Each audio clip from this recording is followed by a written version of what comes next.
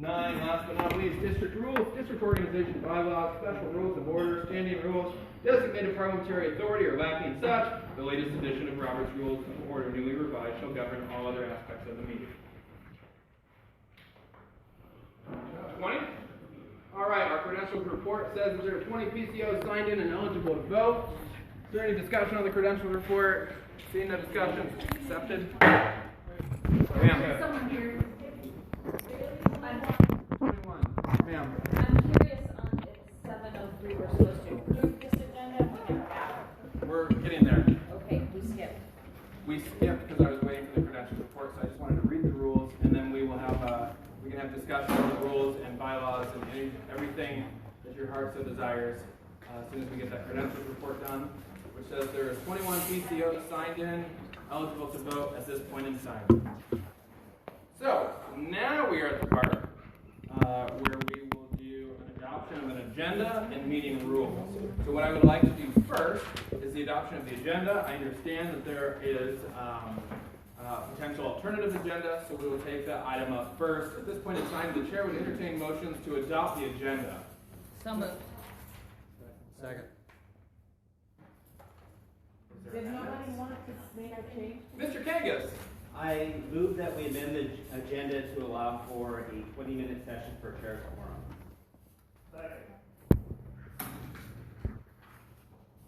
Mr. Kangas moved, and by the way, our secretary has asked, and I should have done a better job of this, our secretary has asked that when you make a motion and second, that you identify your name for the record so she can get that in. Robert Kangas.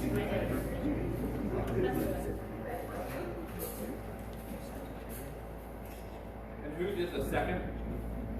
Who seconded the amendment? Mr. Rossetti. Martin Rossetti seconded that. 20 minutes for what? 20 minutes for candidate forum for the candidates for the office of chair only, district chair only. So there's a motion on the floor to approve the agenda, and there's an amendment to that motion to allow the approval of the agenda with 20 minutes allotted for a chair's candidate forum. We will vote on the amendment first, and then we will vote on the main motion. So, is there discussion on the amendment which would allow for a 20 minutes candidate forum for the office of chair? Mr. Kangas. Is there a microphone I should go to, or can I just... Belt it out. If you can be loud and proud. Okay. This is the first time a lot of people are probably getting to meet both of the candidates in person. I'd like to hear from them. That's it. Is there other discussion? Ma'am. Where would this fit on the code agenda? Before these? It's before everything. So what would occur is after we approve your agenda and your rules, we would move to approval of bylaws. We would then open nomination for district chair. After nominations have been closed for district chair and the candidates have been nominated, then a candidate forum would occur for 20 minutes. Is there other discussion? Did you say that the discussion, the debates between the candidates and the district chair, so the debate has to come before that? No, nominations would occur first. You have the candidates. And then once nominations close, the candidate forum would occur. And after the candidate forum, we would take the vote for that race. Is there other discussion on the amendment? Other discussion on the amendment? Seeing none, I will call for the question. This is a PCO-only vote. You should have a blue credential. PCOs in favor of approving the amendment, please signify by raising your credential.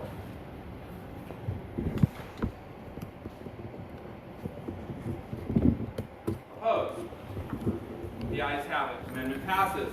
Now there's a motion on the floor to approve your agenda as amended. PCO only vote. All PCOs in favor, please signify by raising your credential. Can I have a question? Is it a point of order? I was just wondering if PCOs are going to be appointed. I didn't see that on the... I saw it in one version. No, just no. So whoever your new district chair is will set the rest of the agenda after the election, but the election must take precedent. So since that was in the middle of the vote, I'm going to ask PCOs in favor of approving the agenda as amended. Please signify by raising your credential again. Opposed? The ayes have it. Agenda is adopted. Okay. So now at this point in time, the chair would entertain a motion to approve the proposed rules for your reorganization. Mr. Politan has moved to accept or to approve the reorganization rules. Is there a second? Second. Gordon Glasgow seconded. Is there discussion on the rules or questions? Seeing none, I'll call for the question. PCO only vote again. All PCOs in favor of adopting the rules, please signify by raising your credential. All those opposed? The ayes have it. Your rules have been adopted. We will move to the point where the body can approve district organization bylaws. Please remember that your rules allow for adoption of bylaws at this very moment. They allow for a motion to postpone the adoption of bylaws till later in your meeting. And the third option is they allow for bylaws to be postponed until a later meeting date. At this point in time, the chair would entertain the motion. Ma'am. Becca Ritchie, I move that we postpone them to our next meeting. Seconded. Robert Howard. It has been moved and seconded that bylaw adoptions be postponed until the next meeting of the body. All right. Any discussion? Seeing no discussion, I'll call for the question. PCOs again. All those in favor, please signify by raising your credential. All those opposed? Motion passes. Bylaws will be debated at your next meeting. All right. Now we have nominations for the office of district chair. The fun stuff. At this point in time, the chair will open nominations. Don't all jump at once. Rick? Were you not nominated anybody for chair? Sir. I nominate Gordon Glasgow for chair. I've worked with Gordon. Thank you, sir. Is there a second? Okay. There has been a motion and second for Gordon Glasgow. Gordon Glasgow is nominated. Are there any other nominations for the position of chair? Sir. I nominate David Fleetwood for the position of chair. Is there a second? Please state your name. Sue Edwards. Thank you, Sue. David Fleetwood has been nominated. Any other nominations for chair? You guys could really punish Howard right now. Any other nominations for chair? Any other nominations for chair? Any other nominations for chair? Nominations are closed. All right, so now we're going to do the 20-minute candidate forum. We have two candidates, so I will invite Mr. Fleetwood and Mr. Glasgow to join me up here. Sir. Yeah, please. Brief people on the process here. There are three of us who prepared questions, who prepared 4 questions that will be asked of the candidates, but we're asking members to also submit questions you might think they want to ask, and we will pick 2 of those questions from what you've submitted.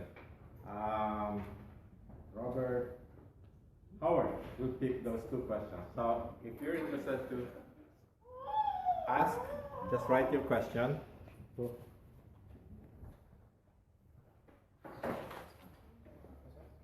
So again, the process is there are 4 pre-selected questions that the candidates will be asked that are running for chair. In addition, we're going to take 2 audience questions that will be put on these note cards and sent forward. Robert Howard will collect them, and we will get 2 questions up to the candidates. Hey, Rick, is there a time for answers required?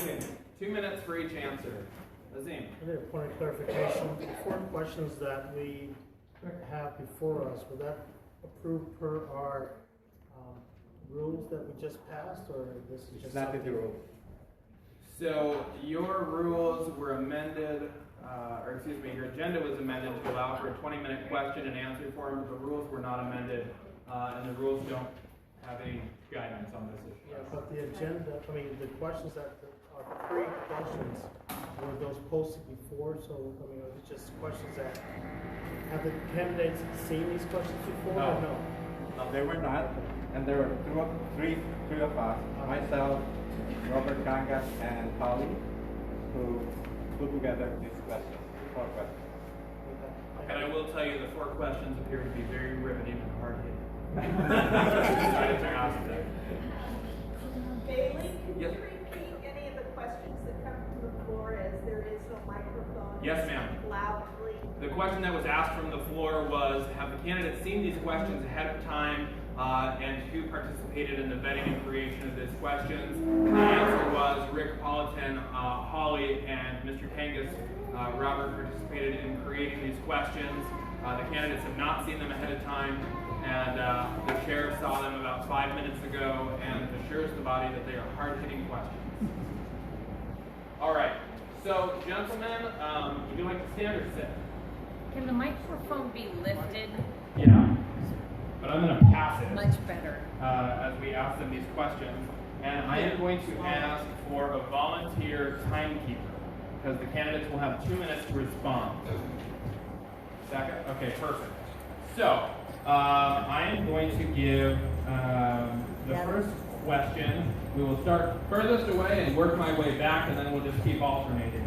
So the first question that I will ask, number 1, how will you address sexism within the 11th LD organization?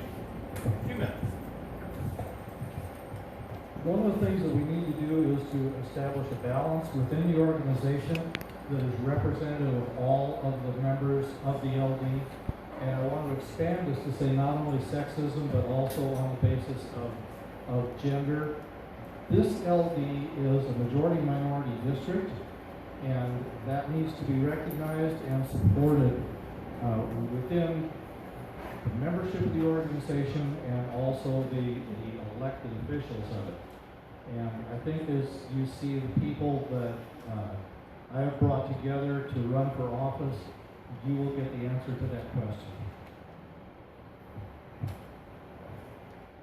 So my immediate reaction is I won't put up with it. And I say that because having participated on the e-board for several years now, I have personally seen what I believe is not intentional but often is unintentional sexism.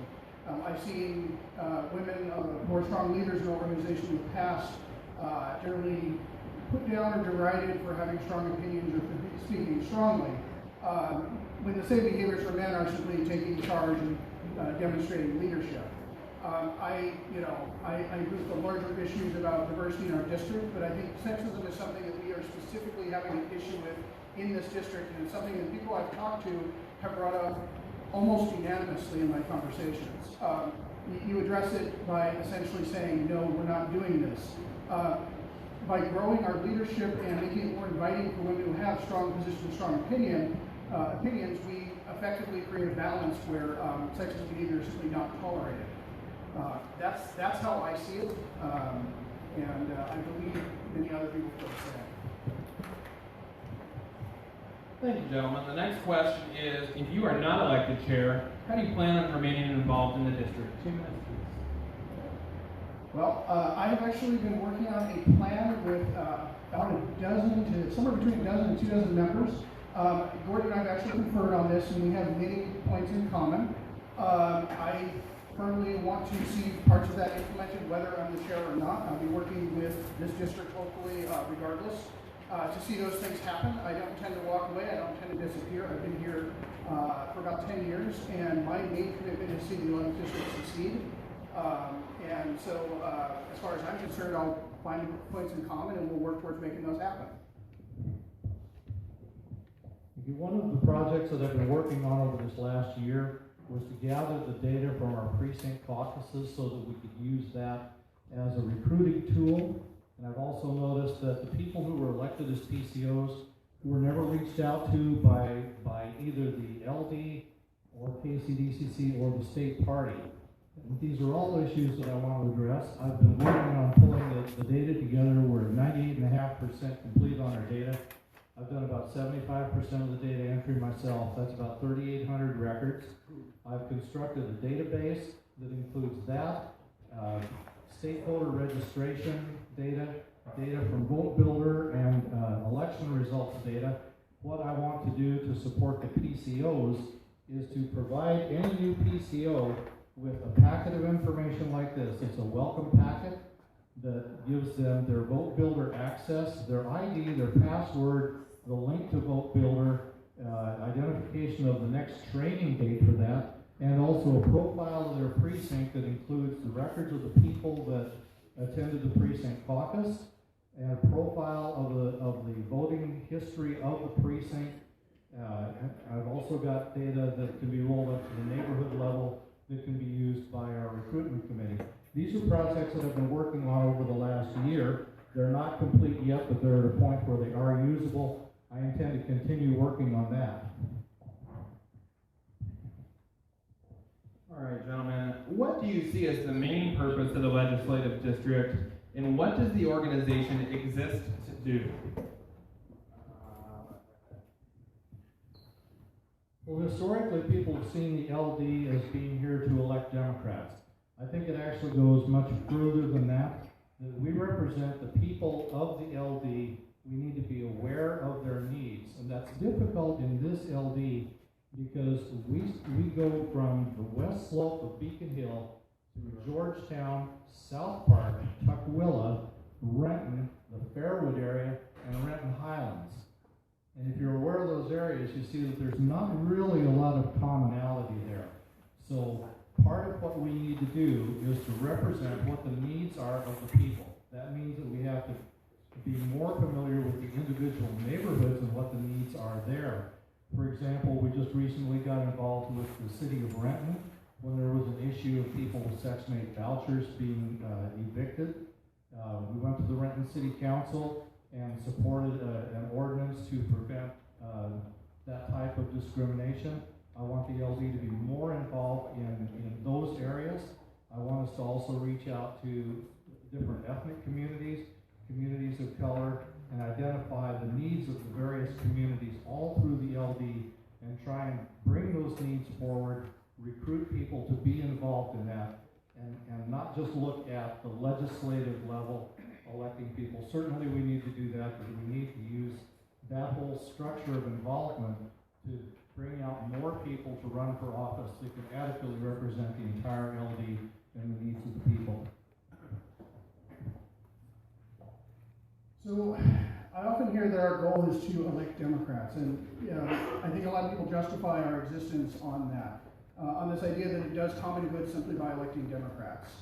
I really don't agree with that. I think that as a district, our purpose is to live our values and to broadcast those values to others, and furthermore, to gather back what others need from us.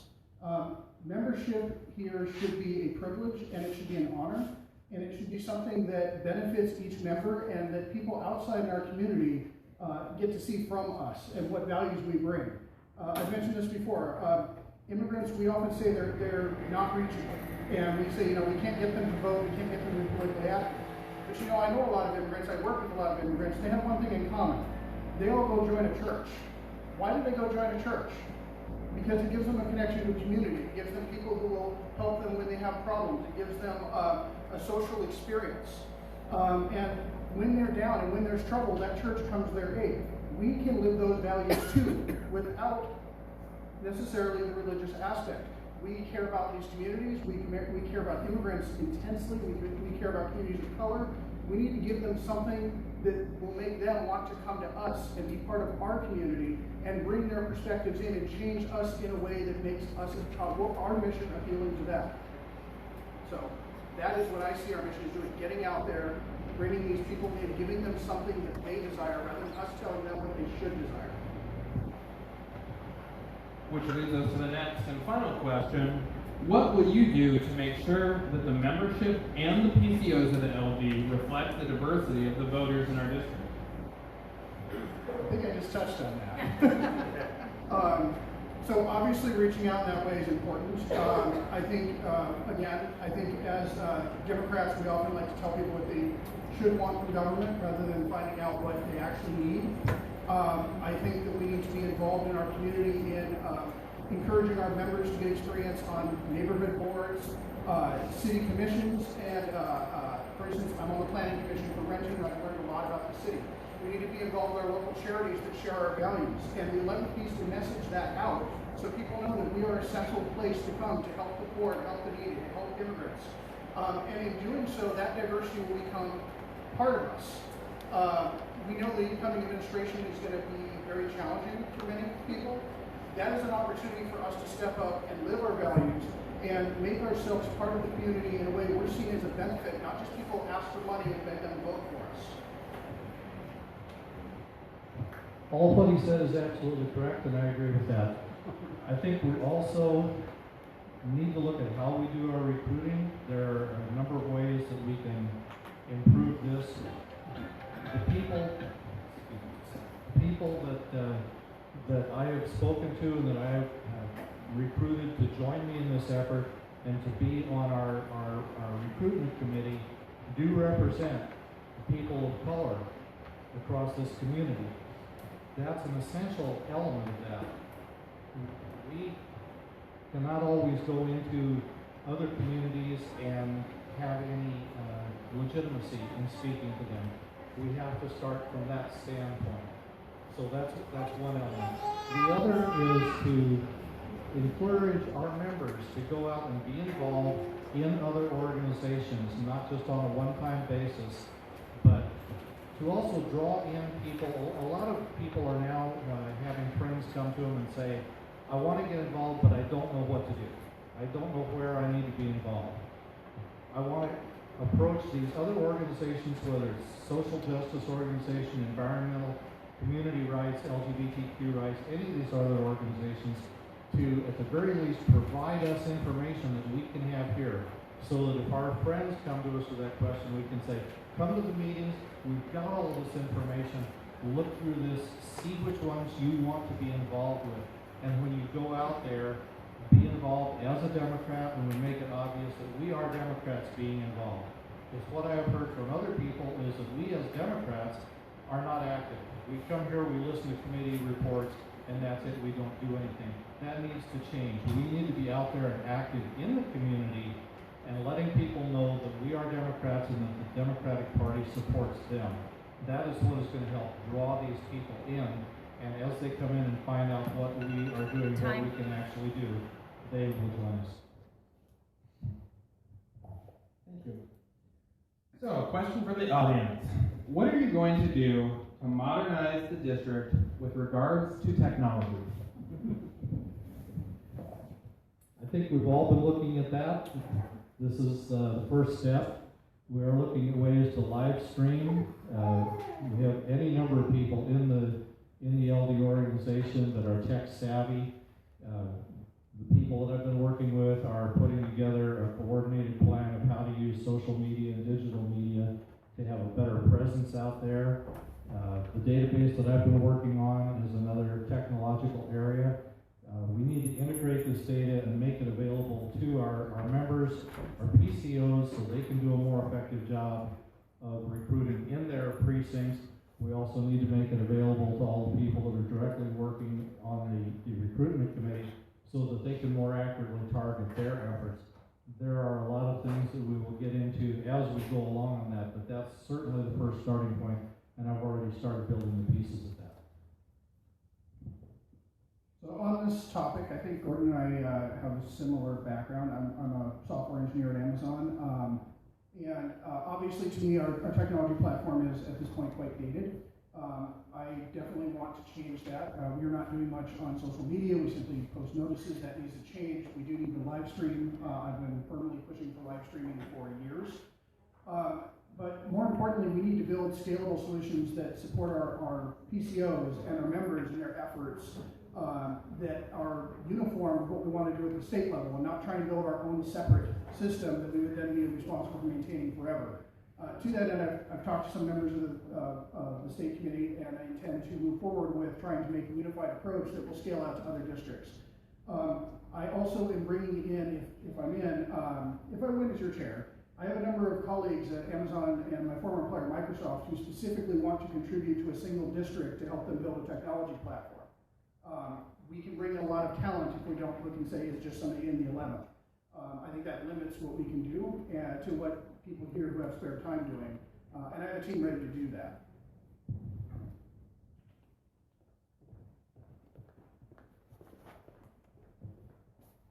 Last but certainly not least, audience question again. How long have you been involved in the Democratic Party, and what types of issues have you advocated for, and how? So, a three-part question. How long have you been involved in the party? What are the issues that fire you up, and how do you advocate for them? This is an interesting one for me. I walked into this room for the first time in 2006, and I, off the street, paid for membership that day because I was upset about the Bush administration having a torture program. My family is highly Republican. For them, this was a huge betrayal, and some of them don't speak to me to this day. They were very militant about this. I started with my upbringing in the right wing, and I have moved to the left. And for me, an important issue is embracing new members and realizing that people can be convinced by evidence, because I was. When I first came in this door, I didn't think, I was okay with gays, but I did not think marriage made sense. That changed. It changed quickly because I got to meet a lot of people who were overdue about the situation. And when that issue became in the state, I proudly promoted it to everyone I could talk to, put signs up on my lawn. I wanted to see that passed. I came around healthcare, another thing that I've been indoctrinated from my Republican upbringing. And so for me, it's not so much a singular issue. It's making sure that our issues are communicated clearly, that they're evidence-based, and that we're reaching people who we've always written off just because they're part of the other team from our point of view. Our strength in this party has always been by being the big tent. And when people are exposed to more ideas, they're more willing to change. I know I did. And in 10 years, I went from a center-right to a fairly strong left Democrat. And that wasn't because somebody told me over and over how wrong I was. I guess I'd have to say I've been a Democrat all my life. My parents were FDR Democrats. I think the first time I was aware of politics was Kennedy-Nixon race in 1960, and I've been aware of at least presidential elections ever since. Probably my first political involvement was that I was in the first anti-Vietnam War march ever in Seattle, which was just a little march up the sidewalk in the University District in about 1965 or 66. I've always supported Democratic candidates and pushed for progressive values. This is a core part of my being that I believe we exist as a society with a responsibility to each other. I do not believe that this is a Darwinian struggle, survival of the strongest, that we have that responsibility to each other and that we need to coordinate our actions around that. I got more directly involved in the Democratic Party in 2004 when Howard Dean came out and introduced himself by saying, "I'm from the Democratic wing of the Democratic Party." And that inspired me. I went down and joined the 47th LD. I became the LAC rep. I was the outreach committee chair. I was second vice chair. I was eventually chair of the LD before I was redistricted in here. Eventually became a PCO in my precinct. I got on the exec board here. I've been the LAC rep here. I've obviously been involved in the technology side of things and the data collection. And this year I saw a lot of opportunities with new people coming in, and they were not being given anything to do, and we really needed to reach out to them. I was looking at the age breakdown of this LD. 83% of the people under 60 were Bernie supporters, and we weren't giving them anything to do. We need to include them. I've always been a Democrat. So for our final segment, each candidate will be given 2 minutes for closing statement. Since Gordon opened first, I will have David close first, and Gordon will close last. 2 minutes apiece. So I want to say, after the election, I've noticed a divide, and I've seen Democrats sniping at each other, running what-if scenarios. I've spoken to this group before about this. Everyone has their imagination about how things could be different if only this one thing. Whether it's the FBI, or we nominated Bernie, or we did any number of a list of things. And to some degree, they're all true, and to some degree, they all are somewhat false. And I don't think the party goes anywhere if we spend our time sniping at each other. Everyone in this room shares at least 90% of their values, and we need to focus on that and rebuild this party from the ground up to be about our community, and trust that when we build in our community that will help us win elections, that will actually put us in power. If we're not living our values, if we're just asking for money and asking for votes, that's just something, that's not a different message than the Republicans see it. And we're different than them. And again, having been from the other side, I know that. What I want to do is I want to build this organization with new technology, new ideas, new people. I want the ideas to come from you to me, not me to you. And something I've said to a lot of people is, I don't want to build the David Fleetwood show. I want to build the 11th district process. And that process needs to continue past my time. So that is my goal with this organization, and I hope you'll support me.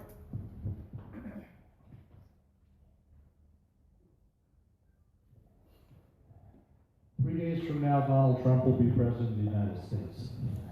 That should give everybody pause.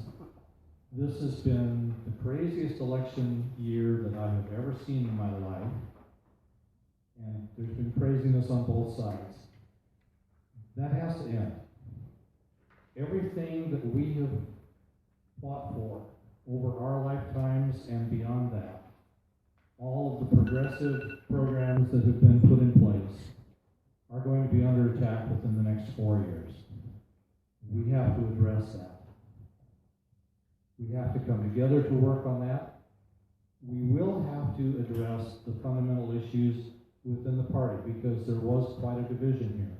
But going forward, we have to resolve that on the basis of policy, not personality. It cannot be about the individuals. The party will have to resolve that. But in the immediate sense, we're going to have to figure out how we defend everything that we've put in place against the assaults that are going to take place. My goal in doing this is to establish a structure for this LD and only hold the post for 2 years. My plan is to act as a catalyst to bring these new people in, establish a structure in which they can operate, change the direction and the energy level of it, and then I am going to step away. I will be old enough by that time. I can step away and let the new, younger people run the party from there on. That is what I intend to do. You've seen that we both share a lot of the same values and a lot of the same programs. I think we're in good hands either way.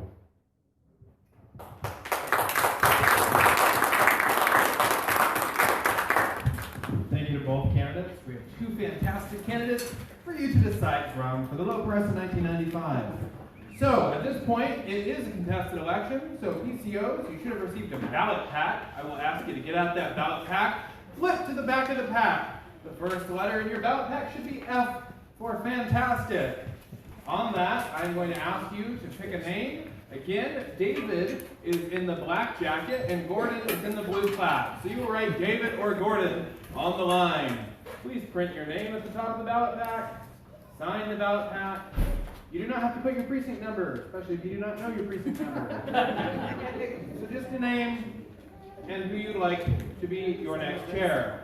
Nancy, who is in the black shirt, who has the basket, is not asking for money. She is collecting ballots. She's not a Democrat? She is a Democrat, but not asking for money. Please do not fold your ballots. They are harder to unfold and count and takes more time. When you are ready, throw your ballot in the air and Nancy will walk around and collect them. Actually, I do. wait, stop. Juliana, for the win.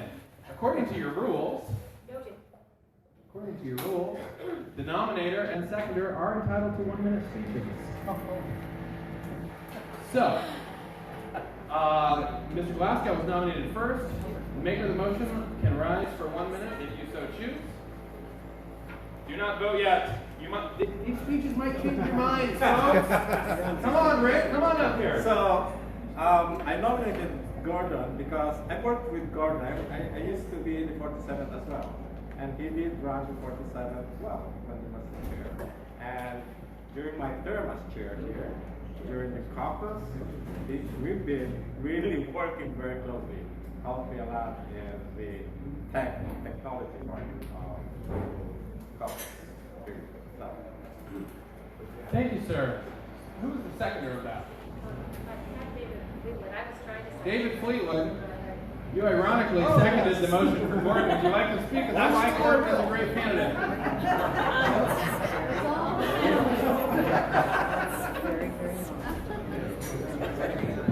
He was out of screen, so. Trust me. Okay. Yeah, please try to stay in front of the camera. All right, so this is ironic, but I will say this. I worked with Gordon for the last 2 years, and I will define him in 2 words. He's competent and caring. One of the things I know about Gordon is I took care of my aunt at home. I'm her caretaker. She has Alzheimer's. I previously took care of my father, who also had Alzheimer's until he passed away last year. When I explained the situation, Gordon was one of 2 people in this group who immediately said, "How can I help?" And, you know, that mattered, because a lot of people, they sympathized, and I know most people don't have time, but that mattered to me. And I'm sincere when I say, whatever your decision, Gordon is a great guy, and I absolutely do support his run for chair, and I supported it from the first moment he said it. What I feel we're doing, well, I don't want to get into that, but Gordon is a great guy. So. Well, being that this is the nicest chair race and hard to get, I believe there will be a hug fest in the parking lot from 9 to 10. Who makes the motion for Mrs. Fleetwood? Mr. Kangas.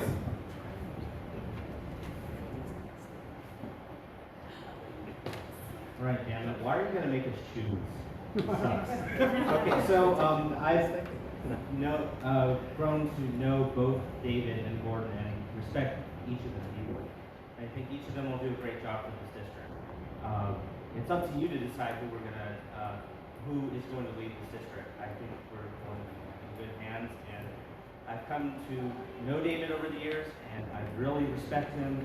He's actually taken point on some ethical issues that I'm really happy to have been able to work through with them. But I respect both of you. We'll be in good hands. Thank you. I was in the 33rd last night. It was not so pleasant. So I appreciate the 11. Who was the seconder of that motion, ma'am? Holly? You second it? I did. Would you like to rise I and did second, but I didn't know if it was captured. It was. Would you like to rise and speak, or? Yes.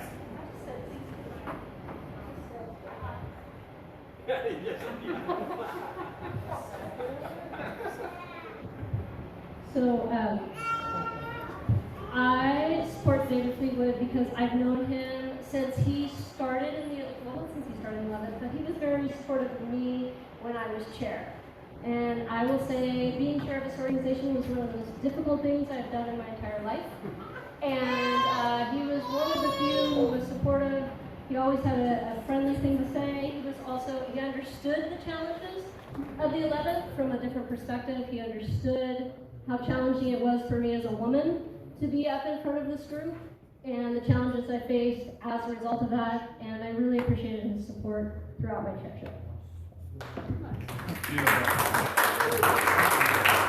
All right, so now we've reached that fantastic part where you're going to try this again. Ballot F in your ballot pack. If you have them, please don't fold them. Nancy's coming around with a basket. If you fold it, that's okay. We'll forgive you. We won't judge. It's fine. We're all friends.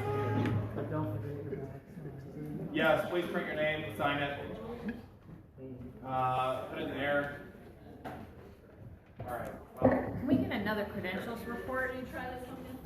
Yeah, by the way, I popped back during the candidate speeches. We were up to 24 PCOs signed in and eligible to vote. I will collect ballots if you have them. Oh, that's fine. I just have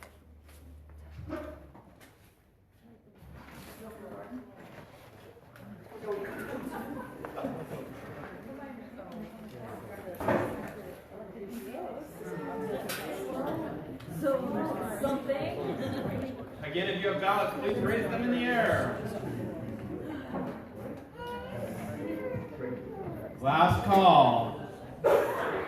Ballots. Last call for alcohol. We're done. You've got a bottle in the back, Kathy? Oh, that's personal. All right, well, those are going to be tallied up.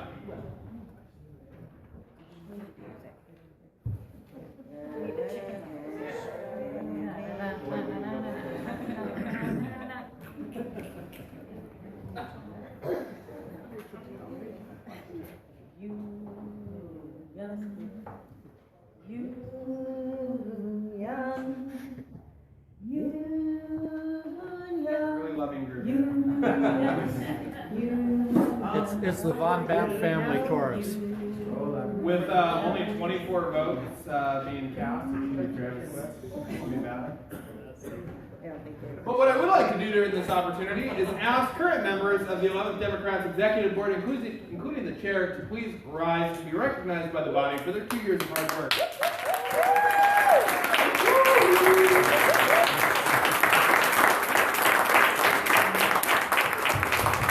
Your work is truly appreciated, and it is so thankless, and you guys are appreciated. To those of you returning to the Executive Board, thank you. To those of you leaving for sanity, I appreciate you even more. Yeah, to the sanity. And a special recognition to Rick, who served as chair for 2 years and did not cry or quit one time.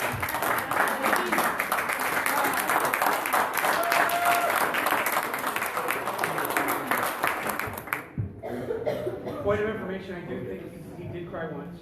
Oh, okay, I stand corrected. You cried one time publicly. Oh. I didn't cry, it was bad. All right, Nancy, so in a fitting 11th District style, I do expect you to come back with a tie vote.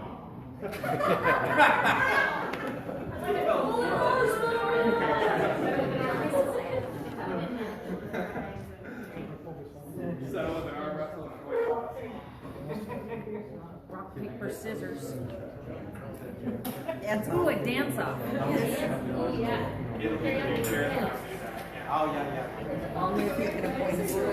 What? I'm sorry, I can't hear you over the air humidifier here. Juliana. If it is a dual endorsement, Rick remains chair for the next. Correct. The way the state bylaws are written, if it is a tie, the incumbent chair has to actually remain chair for 3 terms after that. 6 years will be eligible for election. I have numbers coming up. Is there a drum roll? No. Okay. Oh, I don't want to be on camera. Thank you, ma'am. All right, so I will ask Rick to join me so he can hand the gavel to the new chair.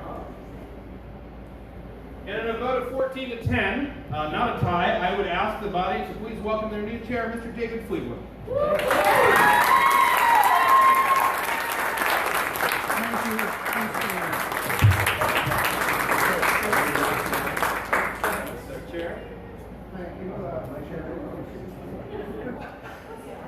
And I'm going to say one bit of housekeeping really quickly. If you are elected as an officer, we have forms in the back that you need to fill out so the state party and county party do know how to get a hold of you. That is for all officers. So please make sure you fill out those forms. Thank you. So small admission, I have no idea what to do now. You You're perfect. Follow the agenda. You got some of the next chairs in the room too. I guess we're moving to vice chair next, and again, please stay with me. I have actually not done this before. So I am calling for nominations for vice chair. Do I have any nominations? I nominate Celia Jackson for vice chair. Second. Okay, and we have a nomination from Gordon Glasgow. Who seconded? And a second. Who was the second? Rick did. Marvin? Marvin? Yeah, Marvin Rossetti second.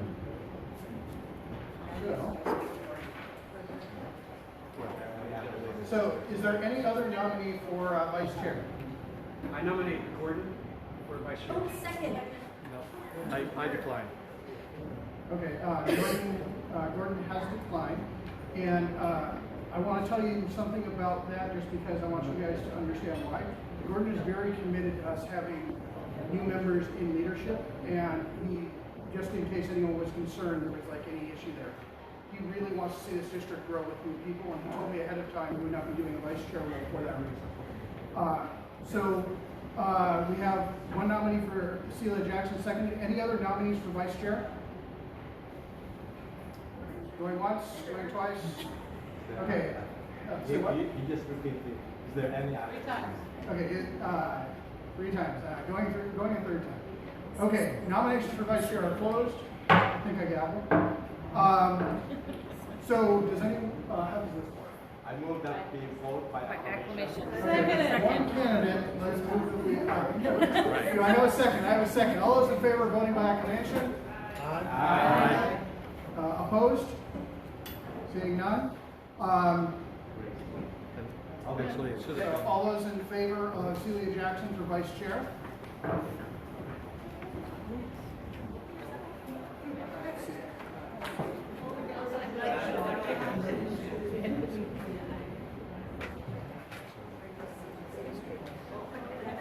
All right, I have 18 in favor. All those opposed? He's not opposed. Roland is opposed. We won't count it. That'll be scary. In that case, the motion or the nomination passes. And again, please excuse me, I'm really rushed. I don't know how to do this. Motion passes. Point of order? Yeah, I think perhaps you could appoint somebody to be a vote counter. To be a vote counter? Yeah, to be the vote counter. Okay. Does anyone want that role? I have a volunteer. Okay, so we have Point a of vote order. counter over here. Yes? When you do a vote of acclamation, you ask for objections, and if there's none, then it's done. Okay, thank you. I don't suppose I have a parliamentarian. So, We were all jittery on our first all day right. as chair. Yes, okay. You're regretting this already, right? Everybody, all of us went through it. Okay. Learning curves. So I can say here that our vice chair is now Celia Jackson.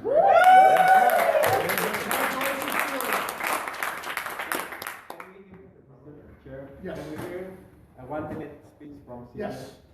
A lot of you don't know Celia, so would you like to introduce yourself? Absolutely. Would you like me to? Yes. Go up to the mic. Go beyond camera. I have a lot of voice, so I don't know if I need a mic, but for those of you who haven't met me, my name is Celia Jackson. I moved to the 11th LD about a year ago with my now wife. We got married in September. It's really hard to get married. It's really what. But I've been working with the coordinated campaign all throughout the election. I was the regional field director for King County. Really small population of the voters, but something that I learned and something that I noticed immediately when I came to the 11th, I felt immediately welcome.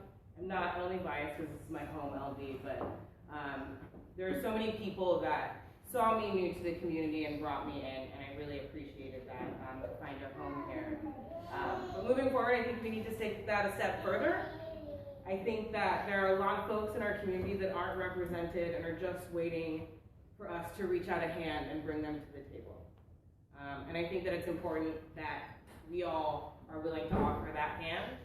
I think it's also important that we hold each other and the state party accountable. I think that there's a lot of improvement that we can be making, and we can make it together. And I'm super excited to serve as your vice chair.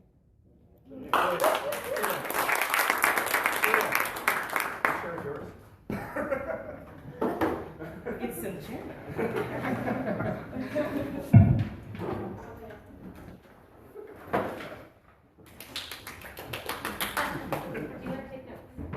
I can try. I'm a bad type. All right. So it looks like from here we're moving on to nomination and election of secretary. Do I hear any nominations? Yes, I'd like to nominate Selena McBride. Sabrina. Sabrina McBride. Do I hear any seconds? Second. Nate, I'm sorry. Sabrina. Sabrina. Casey. And what's your name? Casey Goodman. Okay. With a K. And the second is from Gordon? Yes. Okay. Do I have any other nominations? Robert Kangas, I nominate Sue Edwards. Do I have a second? Second. All right, I have a nomination and a second. Do I have any other nominations? Do I have any other nominations? And do I have any other nominations? Would Gordon not do any other than I told you they wanted you, Gordon. Do you want a nomination for secretary? Because they'd love you somewhere. Point of personal privilege. May I address the You can, body? I'd be happy.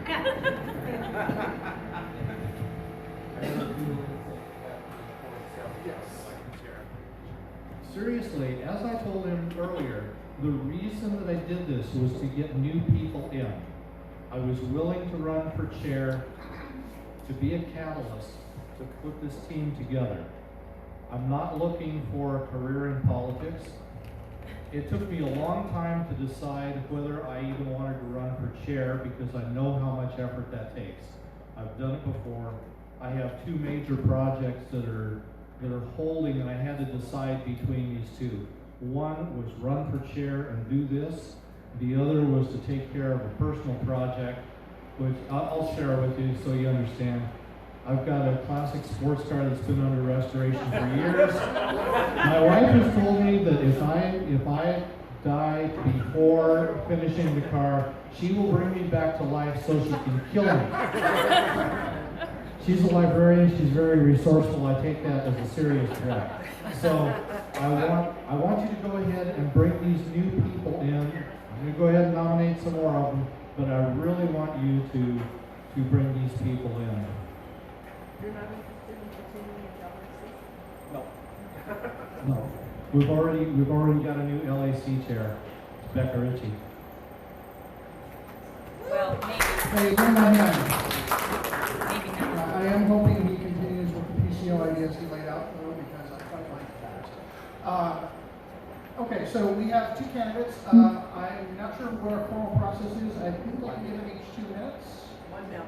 1 minute? No, it's the nominators. Nominator and seconder. Oh, the nominator and seconder. Okay. Do the candidates get to speak themselves? Not according to the Nominator and seconder can They can yield their time.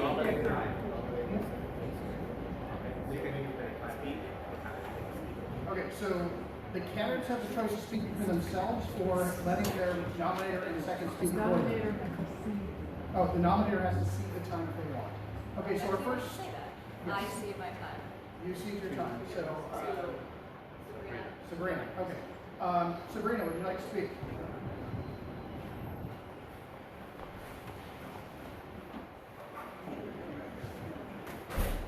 Hi everyone, my name is Sabrina McBride. I'm actually going to make this really easy. Gordon, thank you so much for asking me to step up to take this role. I really appreciate all the work that we've been doing together and the talking that we've been doing over the last few months. I'm really glad you pulled me in. I'm the PCO for Morris County. Oh, sorry. I'm the PCO for Morris. My first time ever being involved in politics, and when I got involved, I really wanted to be involved. And I got the PCO position, and I never heard a word from anyone. So the very first thing that Gordon asked me to do was to volunteer to take over the newsletter. I am actually more passionate about running the newsletter because I'm very passionate about communication. Communicating consistently, communicating effectively, and reaching out to the proper audiences. So I am actually going to decline the nomination for secretary, and I'd actually like to volunteer to run the newsletter.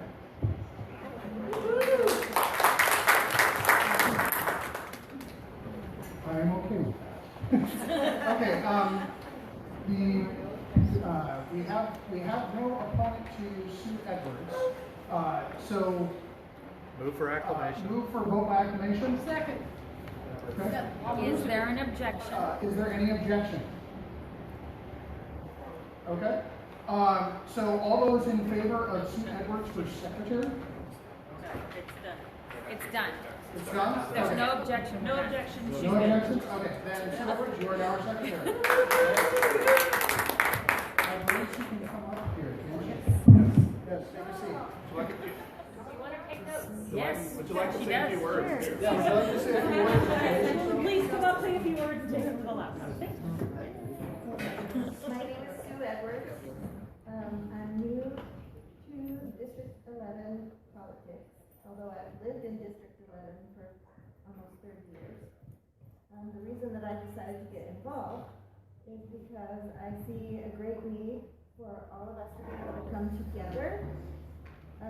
We need to put the past in the past and focus on the future and find ways that we are in agreement so that we can work together and not be at each other. And I'm getting ready to retire, so I'm going to have plenty of time. I will be at all the meetings, take all the notes, and do whatever I can do to help everybody else achieve their goals.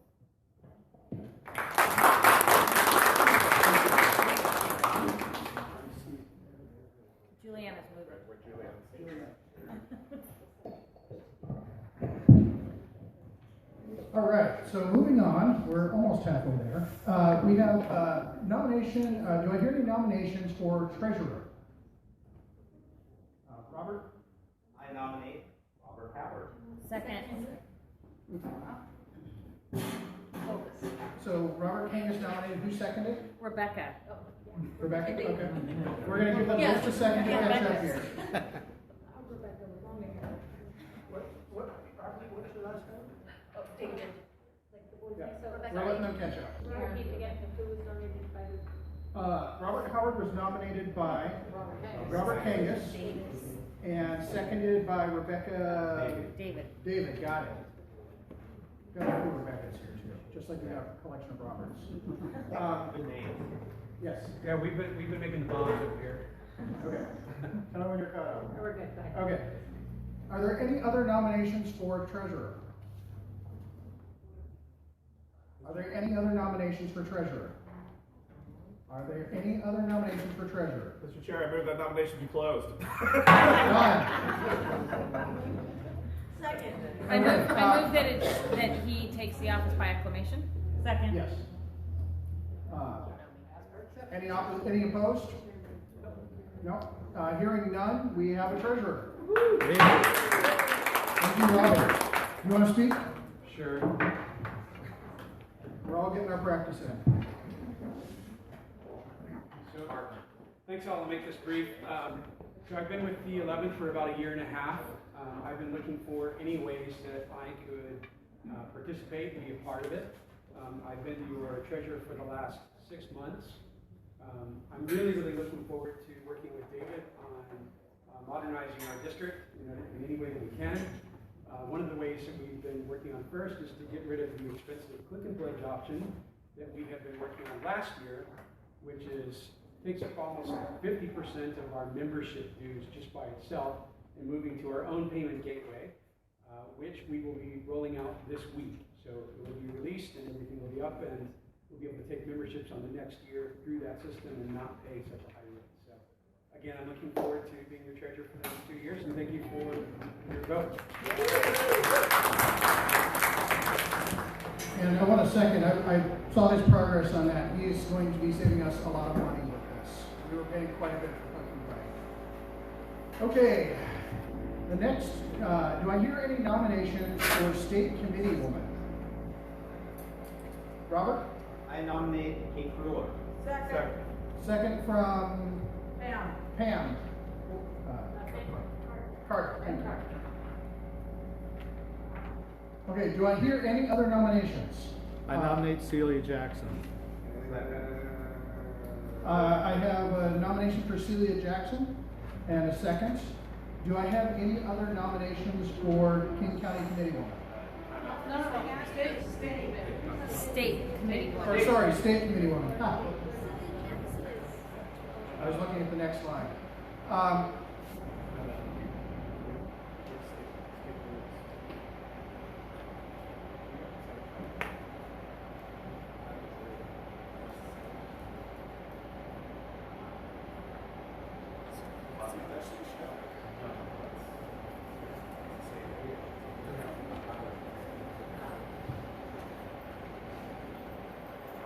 Getting a clarification.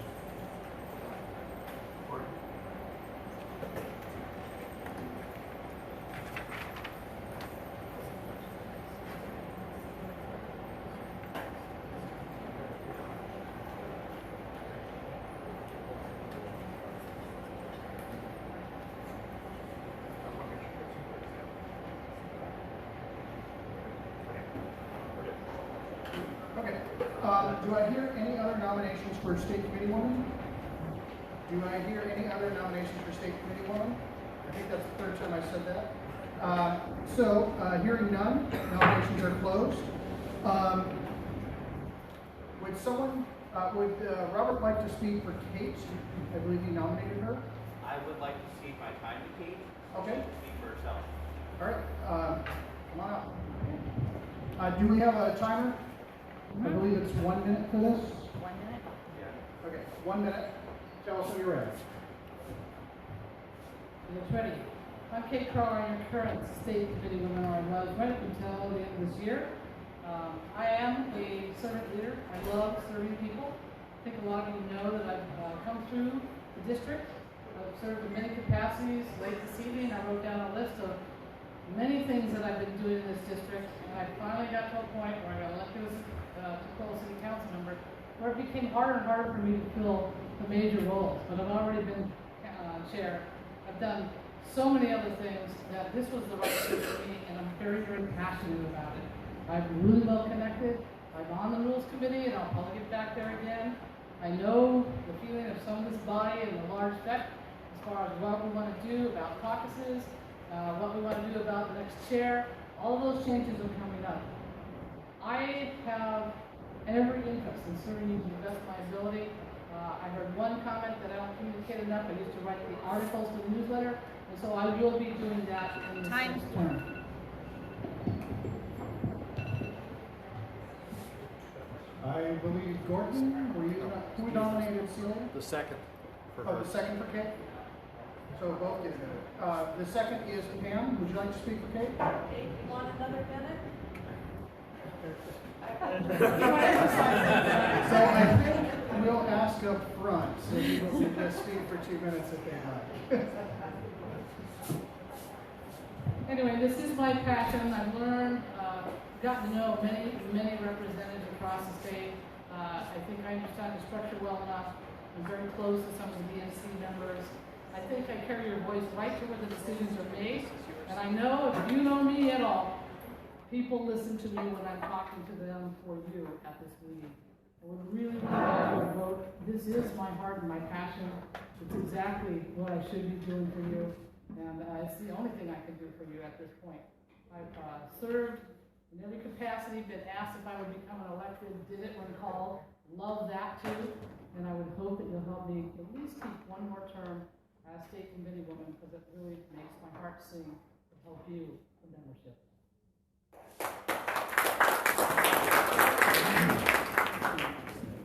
All right, Gordon, you spoke for Celia. You've already heard from Celia about her commitment to the district. I think one of the most important things, particularly in communicating with the state party, the state committee, is that the person be present in the LD at the meetings and communicating with the members and hearing from them. She has made that commitment to do it. I found out today that she had also been offered a position with the state party, which she turned down to avoid any conflict of interest with that.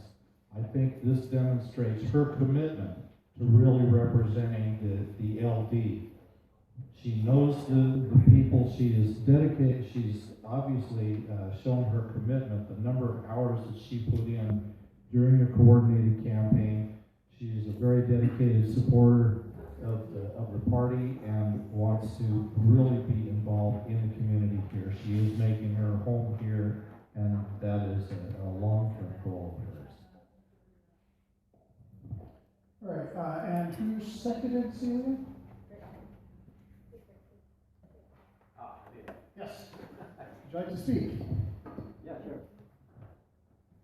So I worked with Celia during the last election, not only within the 11, but also within the Asian community, where we know we really need to reach out to the minority communities during the election. And she did help set up training, what have you, and to make sure that there's more vote during the last election from everybody. So I thought that was helpful. That was really great. So I'm hoping we'd see the same fervor from Celia during the next term. Thank you. Bailey, are you about to walk out? I am. Hey, can we give Bailey a hand for running a good meeting?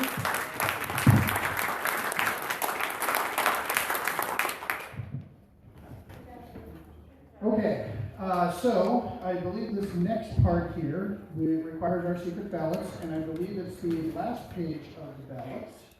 G? G, okay.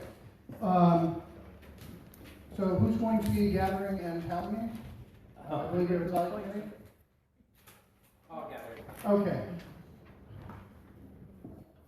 So fill out your ballot now and hand those in.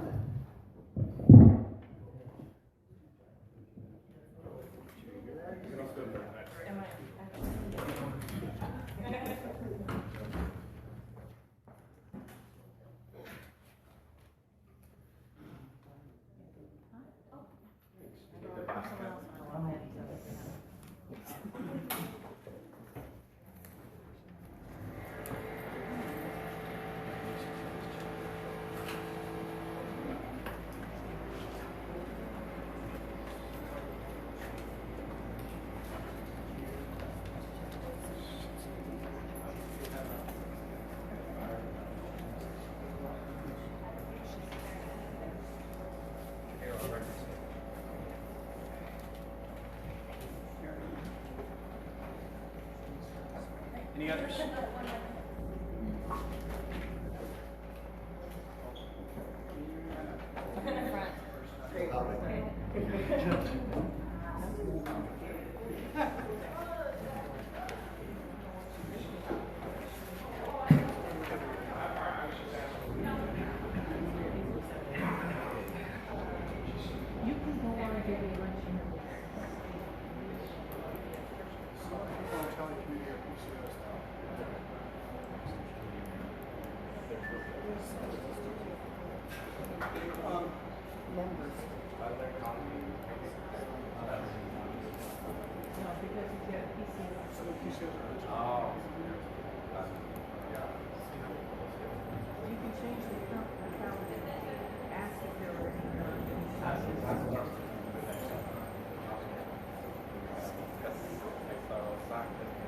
Okay, I believe we've had a couple people arrive. Do we have a new credential check?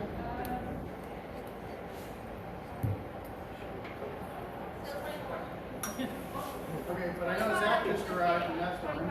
25. So we're at 25 right now. At least one passport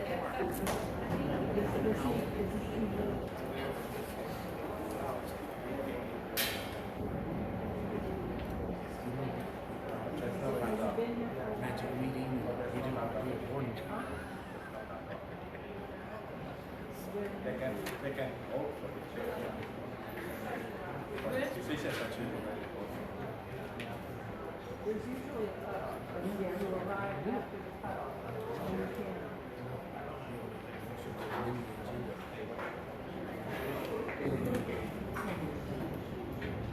You have to have On the agenda that y'all put in, She did amend the agenda.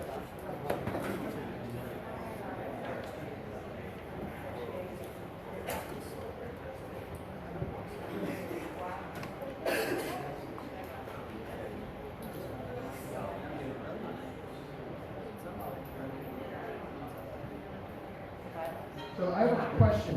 Do we have any non-PCOs who would be willing to be part of the tally committee? Because the reason we can't proceed is that some of our PCOs are on the tally committee. So I got 1, 2, 3. We only need like 3 people, right? So what you and Jessica. If you guys can take over, that way we can move on and fall in ways.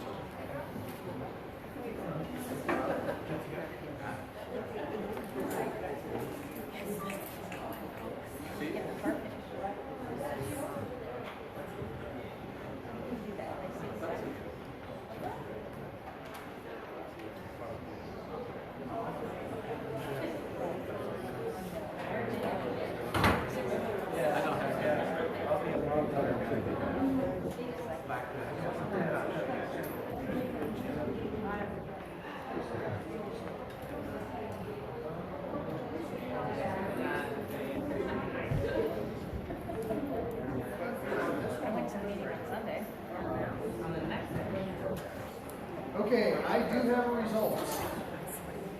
So, oh, yeah. All right, we have a result for State Committee Woman. I have Celia Jackson with 9, and I have Kate Kruller with what I'm pretty sure is 15. Okay, looks like it was 12 the first time, we got changed to 15. So, Kate Kruller, congratulations, you are continuing the State Committee Woman.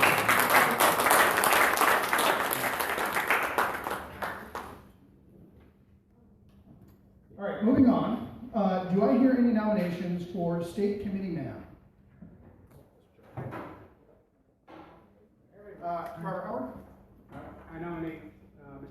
Second.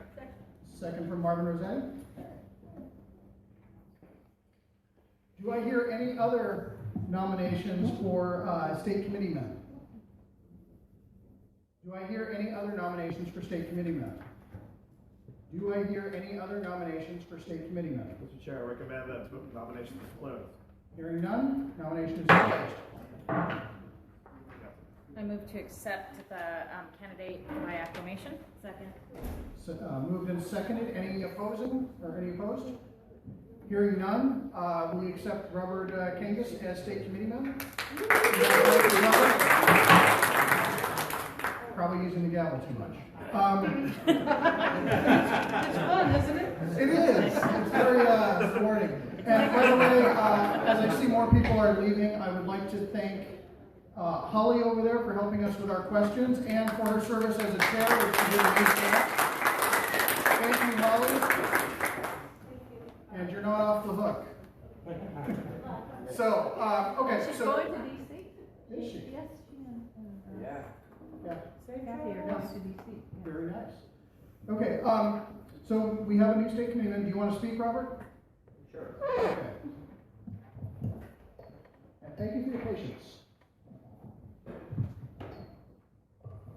I will keep this short since the night is, well, it's getting late anyway. So thank you very much for re-electing me. I plan on continuing my work on the technology committee, and I am going to strongly push for more of a leadership role in that group, just because they have not been very effective, and the state party needs to change. There's a lot that needs to change about it. So thank you very much.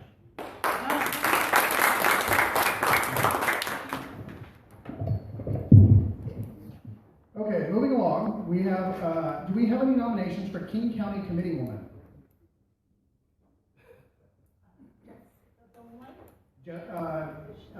Rebecca David nominates Jessica, what's her last name? Bonright. Second. Okay, I have a second from Marvin Rossetti. Do I have any other nominations for King County Committee Woman? Can somebody spell her last name? Bonright. Both of those words. Wait, R-I-G-H-T or W-R? Yep. R-I-G-H-T. Right, Okay. right. Okay, hearing, or do I have any other nominations for state committee woman, or, sorry. Bright as opposed to dim. King County Committee. Bright. Yes. There are a lot of new names tonight. B-R-D, B-R-I-G-H-T. Do I hear any other nominations for King County Committee Woman? Do I hear any other nominations for King County Committee Woman? Do I hear any other nominations for King County Committee Woman? Hearing none, nominations are closed. Move to accept by acclamation. Second. And moved and seconded. Any opposed? Nope. All right. Congratulations. Jessica Bonright is our new King County Committee Woman. Bonright. Yes. Right. Right. Okay. So I think we said right over here. So that means We got it. Okay. Jessica, would you like to come up and speak?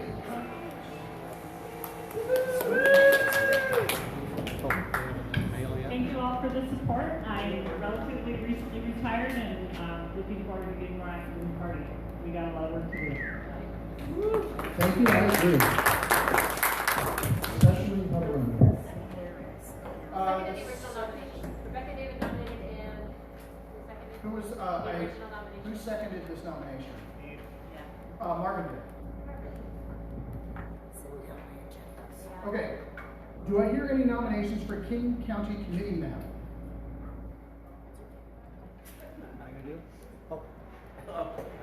Gordon. I nominate Rick Palantan. Thank you. Do I hear a second? Second. Okay. Rebecca Ritchie. Yes. Okay. Do I hear any other nominations for King County Committee men? Do I hear any other nominations for King County Committee men?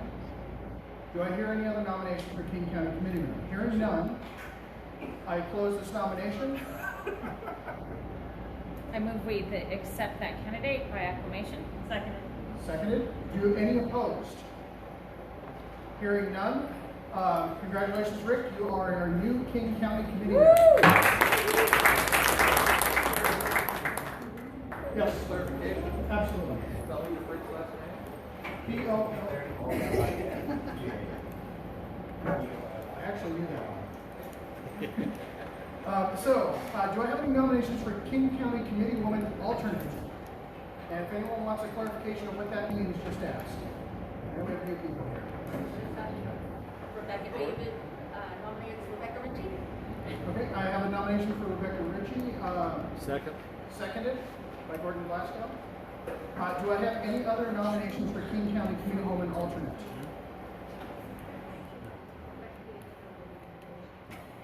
I'm going too fast. Do I have any other nominations for King County Committee Woman Alternate? Do I have any other nominations for King County Committee Woman Alternate? Hearing none, I close this nomination. Move for acclamation. I'm going to move for acclamation. Second. Any opposed? Hearing none, Rebecca Ritchie? Just Becca, Becca never Ritchie? Rebecca. Okay. Becca Ritchie is our new King County Committee Woman Alternate. Congratulations.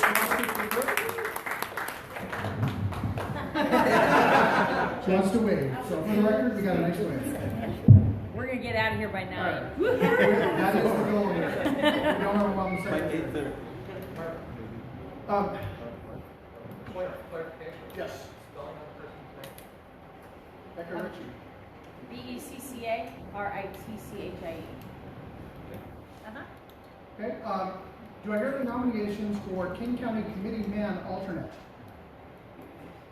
I nominate Gordon Glasgow. Second. Well, folks. Can't escape. It's an alternate. All right. Yeah, thank you. Thank you, folks. It's an alternate. Okay, do I hear any other nominations for King County Committeeman Alternates? Do I hear any other nominations for King County Committeeman Alternates? Mr. Chair, do we have the nomination closed? The nomination is closed. Move for acclamation. Seconded. Any opposed? Hearing none. Gordon Glasgow is our King County Committeeman Alternate.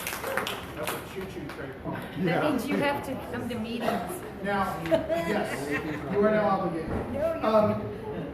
That brings us to the end of our schedule here, of our agenda, actually. No, just the elections. Hang on. There's more. Just the elections. More? Oh, yeah. There's more.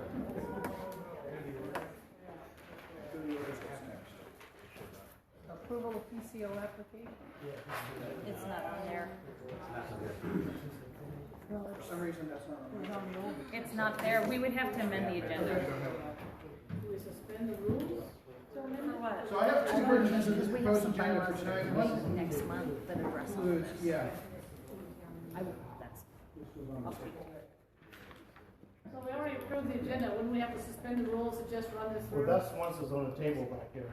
Yeah, we apparently had a version that I have in my hands up there here are that I don't two know where it came versions. from, and a version that is been handed out at the table, so I would actually say that's the one people expect. Based on that, I have approval of PCO applications as the next item. That wasn't on the one I picked up. Yeah, no, Yeah, this, it's on this one. there are two different ones that were back there. So, but we already accepted an agenda, this is the one. Which one did we accept? No, I was, I We accepted, I believe we accepted the King County version of it, which did not have that. Or no? Correct, because I made the motion for it. That's why Bailey left. What difference does it make? Okay, so the version that was accepted by King County does not have approval of PCOs as part of this meeting, nor does it have old business or new business. I rise to suspend the rules for the amount of time it takes to put this activity into place. Second. All I gotta do is vote on that. So what we're doing is we're amending the agenda to add this one item or all items from the other agenda. Just to have the one item. Okay, to add the approval of PCO application. And I have a second on that. Do you have a point of order? Or information? Yeah, one, what is the threshold required to suspend the rules? 2/3. And two, is this a debatable action? No. Okay, thank you. There can be no discussion. No, not to suspend the rules. We don't debate it. Pam? I have a question. 2/3 of the membership, is that paid members? No, President of County. President of It's not a County. PCO thing, it's an agenda. No, I meant, are we members when we have to pay dues? Point of order, yes. Yes. I'm confused. Do we have the count of members in? We do not. We have did a count sign of in PCOs. members. She's We only asking sign only in have PCOs. PCOs. So that's a Well, problem. let's just take a flying leap and see what it looks like. If it's a close one, we can call for division. Yeah, I'm, You know, But either who do could or don't vote? want to do Is the this. question. That's the question. Who could vote? Does technically anyone members, care, but we couldn't really? verify it's two-thirds. We're really We didn't gonna take account of that. trust our fellow Democrats. If you're a member, vote. If you're not, don't. What There is we a go. member? What is a member? You have to be a dues paying member. Okay, so as a PCO, I won't necessarily be a member. All PCOs are members. Thank you. Okay, that's why I asked. If what a you're member not was. a PCO. Other people can pay dues and be members. It has to be, but yeah, I mean, I just. Mr. Chair? Yes.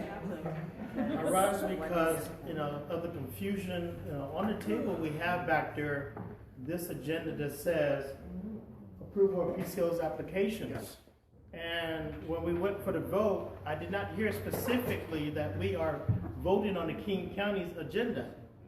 Therefore, being that this is what the membership expects, I think we should not have to have a change of the rules, because this is what I feel I approved. So I'm gonna state, I don't wanna be out of order here, however, I firmly believe that we should not be turning people away, and people expected this. Robert, you have a point? So my point is that we amended the agenda, King County's agenda, to allow for the candidate form to happen. So that's the form we handed out, and that's the form that we passed. That's it. Yeah. This is the one that. Actually, it has a candidate form on it. Yeah. What difference, what is time sensitive? I'm ignorant. What is time sensitive about it? Or is it just a preference? It technically depends on what happens at our next meeting, since PCOs have to have been appointed within a certain time period to actually be able to vote on any votes that require PCO. So I don't know what our next meeting is because I just took over and Point of made it information. but that would be an issue for them. Point of information. For Articles 4, Section number 2, it says that the application should be approved upon membership at this meeting, the ones that are submitted. Yes. So that's why I moved. So we have a movement to amend the agenda from the council to add this Suspend item. the rules. Suspend the Or rules. suspend the rules. Motion so to we can add suspend this item. to do that, yes. Do we actually, can I just get a show of hands? Does anyone oppose that? Okay, I have 1 opposed, 2 opposed, 3 opposed, 4 opposed. So, 5. Just as a test of faith, how many are in favor?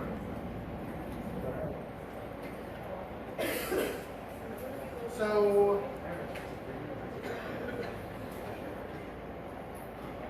It's a clear majority. so we have a majority in favor. Let's have a formal vote on this. And here's the thing. Yes. Chair, as an old PCO wanting to be a new PCO sworn in tonight, I would love to vote next month. Yes. Thank you. And that is a very valid reason to get this done. And participate and become an active Yes, member. Emily. Do we have an acting parliamentarian? Because I believe that when we changed the agenda to allow for the discussion, the debate, Yes. that we adopted this agenda, because this agenda doesn't have. But point of order, that agenda that we This- changed, not that one, but the other one, does have a candidates forum on This is the one we changed it to, because this. it. Yeah, but that one does have a candidates forum, so we changed an agenda that already had a candidates forum to include a candidates forum. Mr. Chair? Yes. So I just we just voted to suspend the rules for the purpose of putting this item in. That was a clear majority. Yes. Our next job is to handle this item and get back in order and finish. We're getting bogged down, and by the way, in a way that is not encouraging to new members, which is exactly what Gordon and I said we want to avoid. Yes. So I appreciate trying to expedite appointing new PCO, and it's important to appoint them as soon as possible. But there's there's a technical thing that I'm trying, that's why I'm posting, because we don't know who are members at this point. We didn't sign in members at the start. We only signed in PCOs. So, and not everybody in this room are PCOs, right? So who can we say, who can vote for it? Vote for whatever motion we move or not.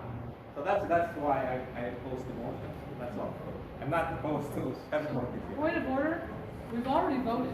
Yes. Discussion is over. We're Yes. supposed to take Let's- action. let's not move be here on. all night. Okay, so Mr. I Chair? have, yes. I would ask that we approve the application that was submitted. Second. Speak up, Armin. No, the All right, question's back to not the over. chair. We already voted. What is on the suspend? To have a formal. So we need to have a formal vote, yes. So, I had originally intended to bring some applications for appointments to PCOs, my own included, for consideration before the body today. But I was told by the E-Board prior to this meeting that this would not take place until February. And the reason they told me they were going to do that was because there was going to be some important vote leading up to the following meeting to talk about the process of the way we end up approving PCOs. Now, I'm late entering into the room, so perhaps that conversation already took place, but it sounded like they were going to establish some sort of norm of either new PCOs had to be before us or they had to be, and we could meet them. I'm just wondering what's protocol moving forward? So going forward, we do intend to establish a PCL process. We have people tonight who are in the room who are interested, and I would tend to like to err in their favor.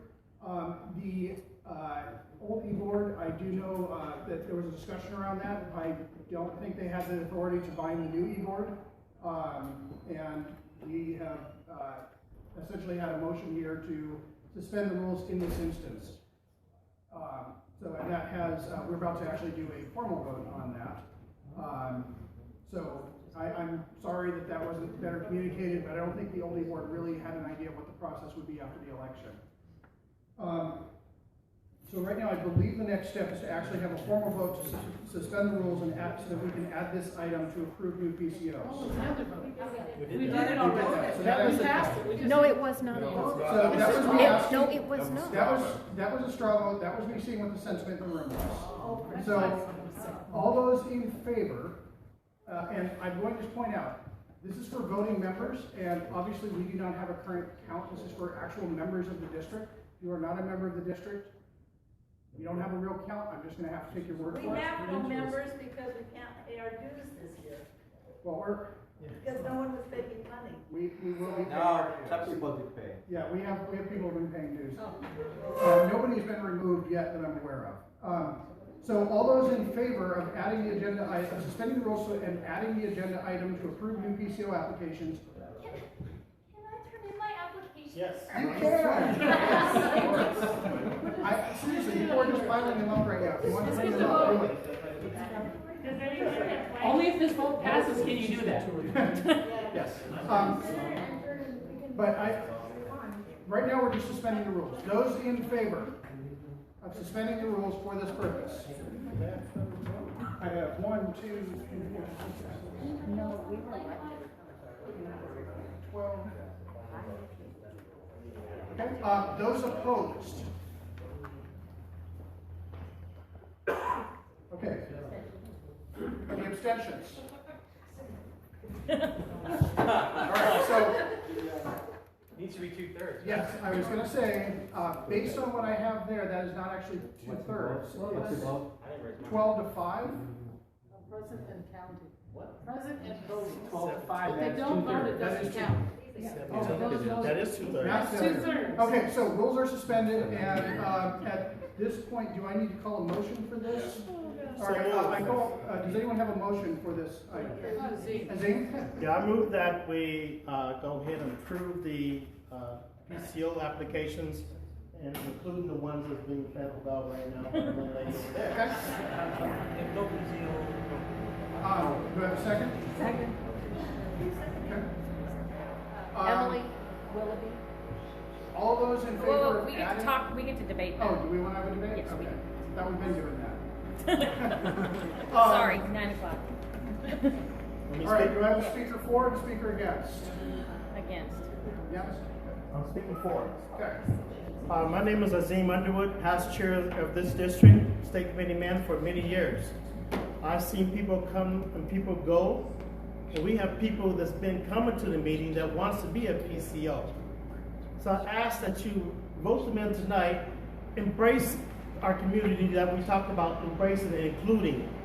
And we have young folks that want to be involved and engaged, and I ask to give them that chance tonight so they can vote next meeting. Thank you.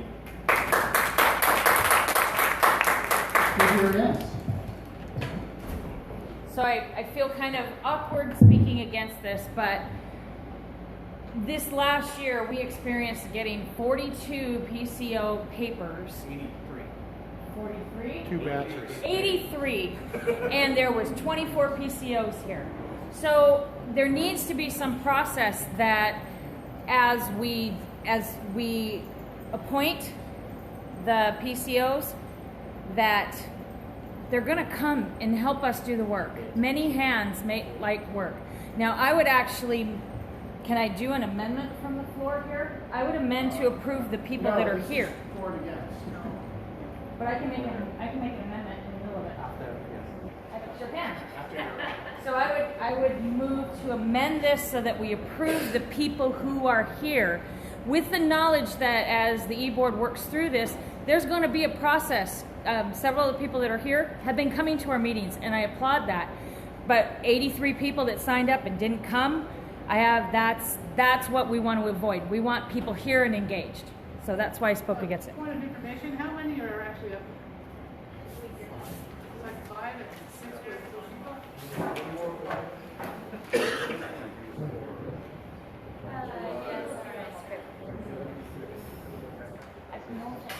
How many of the people on these are actually in the room? Could you raise your hand if you're in the room and you're a PCO? Well, you're applying for a PCO? Again. 1, 2, 3, 4, 5. Yeah, I'm applying. Okay. Yeah. Hands up if you're applying. I stand up for it. We got 1, 2, 3, 4, 5, 6. We have 7 people who are applying for it in the room. Yeah. Awesome. Am I allowed to offer a friend a piece of advice here? So I made a motion already to amend that we accept the PCO. I second that. Okay, so the motion we have is what Becca Ritchie just put out there. Do you have a question, sir? Yeah, one of the forms that was submitted to you earlier, the individual is not here, Rodney Jackson. Okay. Because he's got, like many of us, 2 or 3 jobs, and he wasn't able to be here tonight.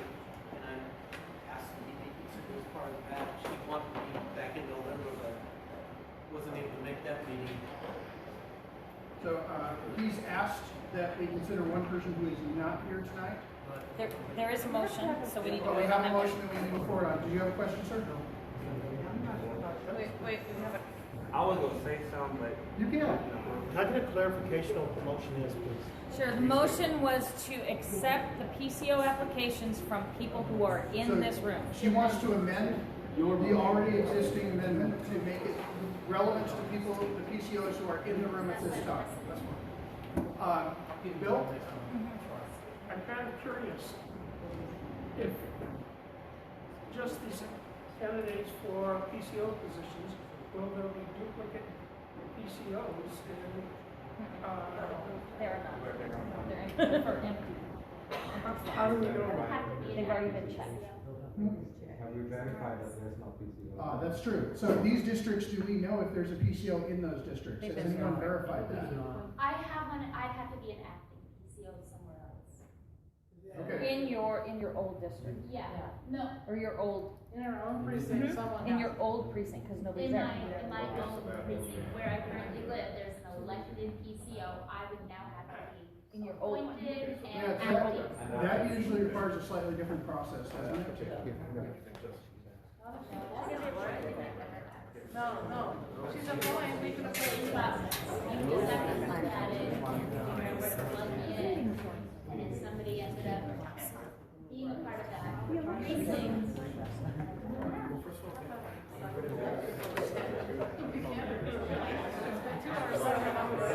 I apologize. Azim? I'd like to speak against this motion that's currently before us, the amendment that is, because it goes against our rules. The rules, Article 4, Section 2 does say, prospective PCOs shall submit the applications prior to or at the membership meeting. Of those petitions shall be voted on at that meeting. So you have received some applications, and it says shall be voted on at this meeting. It does not say that they must be present at the meeting of which it is voted on. So that's what I argue against it for. Thank you. Are we even allowed to suspend a rule like that? No. I didn't think so, so that would make that Just motion, but point of information, we did vote to go forward with our bylaws at the next meeting, that we would be making changes to them and approval, so that could change, the rule that he's reading. That could, but right now it's the current one. Which is why I would like to just make a comment. Listening to what's been happening for the last 10 or 15 minutes, this is exactly the sort of stuff that we said we did not want to get involved in. Because I can tell you that nobody who's sitting here in this meeting for the first time is going to want to come back if this is what we're going to do. I think that so anyway, that's it. I agree, and I am one of the applicants. I've been a PCO before. Somehow or other, the paperwork didn't get pushed through. I'm about ready to say, give me my paper back if this is the way it's going to be. So we already voted to add this to it. Let's proceed as though it's a regular item at this point. Can I have a suggestion on process? Yes, Pam. Why don't we have the people come to the front of the Yes, room? that was what I was going to ask next. Okay, so then, can I just, point of order, so the amendment is not allowed because we are going by the bylaws? Correct, those are our current Okay. bylaws. Just So our clarifying. Our current motion is that we have already added the approval PCO applications. We will follow the normal process for approving PCO applications. So since we have several of these applicants in the room, Gavin, all right. Since we have those applicants in the room, can I get them to come forward and address the body since we'll be voting on you? All of you who apply, come on up.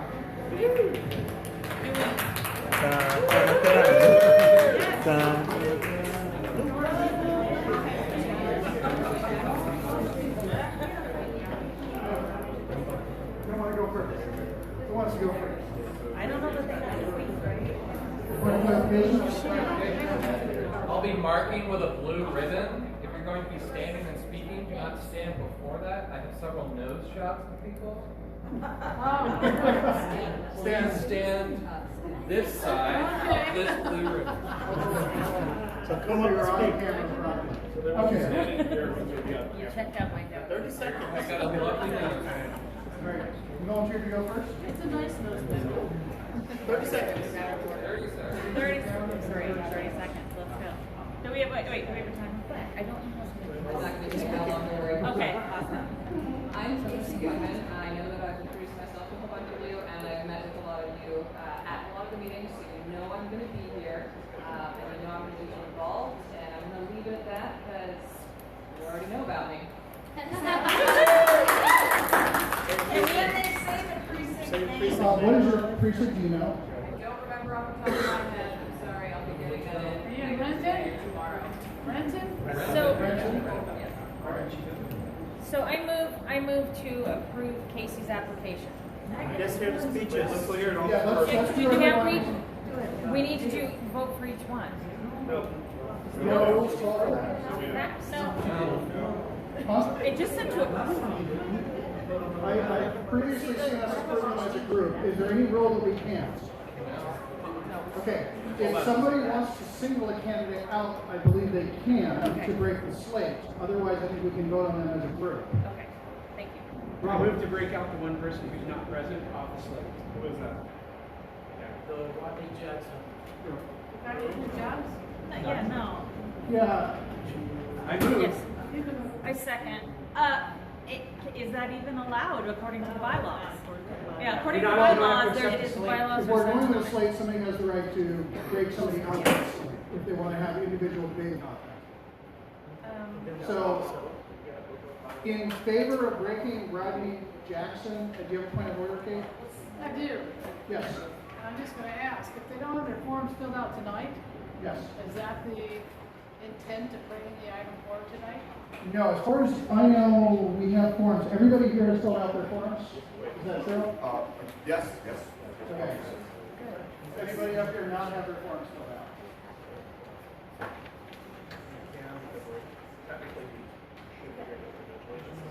So everybody knows their precinct that they're applying for. Okay,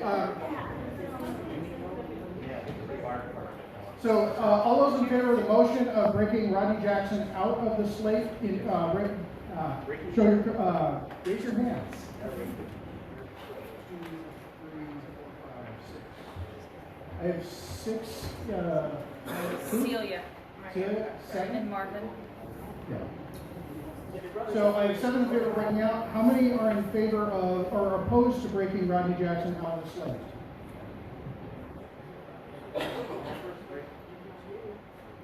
I also oppose. Okay, the motion fails. We'll move forward as a slate unless somebody wants to raise So I have one more question, because I'm Yes. confused, because I heard from this one gal, she didn't know her precinct number. Yes. So there's a form that requires a precinct number. Yes. Did she forget what's on the form, or is it not filled out and that doesn't qualify? I do not remember what it is at the moment, but when I checked a few weeks ago, there is no elected PCO for my precinct. So I know for a fact it is open, and I will make sure that it gets filled out tonight or tomorrow. Someone is currently checking it right now for me. So that's what I hear, it's tonight or tomorrow, so it's not submitted. It Complete. is handling everything else. But you can find it in 10 So it's seconds. working right now for me. Okay. Yeah, I'm okay if it's not tomorrow, But, yeah. because we're voting on now, people applying now. Let's Feel the continue love, with it's not people about talking. you. Sir. Sorry. My name is Ed Gale. I've been coming here since I know almost a year now. I was a Bernie Sanders supporter, and I just wanted to be a PCO. Thanks. Yay. Thank Point of order? you. Yes. When the candidates, if they know the precinct, just report that. I'd like to put the names in the newsletter, that's all. Are we keeping notes of the candidates? Well, we have the precincts on their forms. Okay. You're gonna email those to me. Yeah, we'll make sure you get the info. Where's your application? Hi, I'm Sandra Tone. I'm from the Lim Precinct, which is Maple Ridge Estates and Fairwood West, kind of that neck of the woods of Brandon. I've been a PCO before, done door knocking for Obama many years ago. No one else seems to be doing it in my precinct, so I thought I would do it again. Thank you. My name is Toshiko Hasagawa, and last November I ran and was elected for precinct 1942. And then, I'm sorry. No, it was in the primary. And then in October I moved to a new precinct. So the precinct that I live in now has an elected PCO, so I need to be appointed as an acting PCO to somewhere that's open. Should somebody else step up as a PCO and they want to be appointed to where I'll be acting and they actually live there, I'm more than happy to make space. I've been dedicated over the past few years to improving participation in the democratic system here in the 11th LD. I was a part of the E-Board last year and spent time organizing caucus trainings in the Asian Pacific American community. I also went out to the Sikh community and did a training there. And then the other thing that we did last year that was pretty cool, we did a number of PCO trainings as well over the last couple of years. But probably the most fun event that we did was a ballot party that we did joint with the 37th and the 11th. I think that we got a lot in common with our neighbors, and in South King County we're going to be seeing a lot of significant changes in the communities that we all live in and share. So I look forward to continuing the service and continuing along this line. Thank you.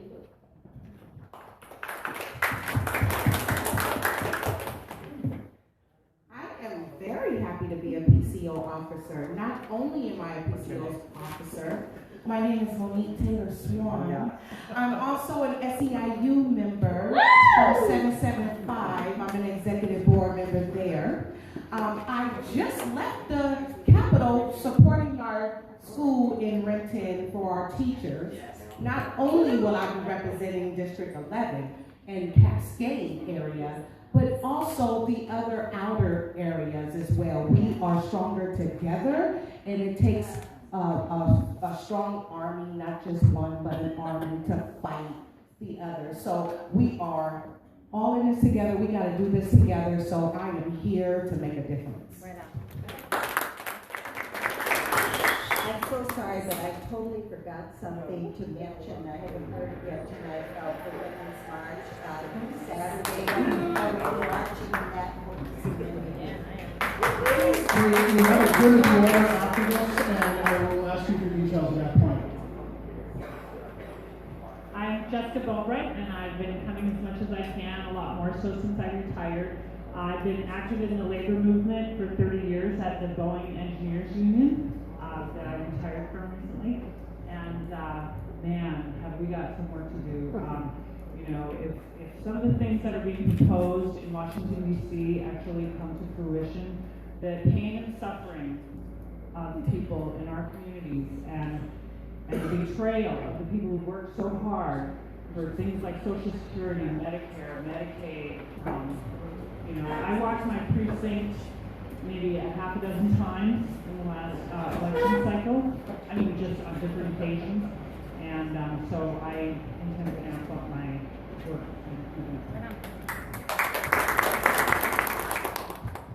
Hello, my name is Daisha. I am from the Lake District. I am the youngest candidate running for PCO. I did work with you guys back in November around the election time. I did enjoy the work that I did with you guys. I do have a job, so I won't be here at every meeting, but I can try my best to be here at most of them.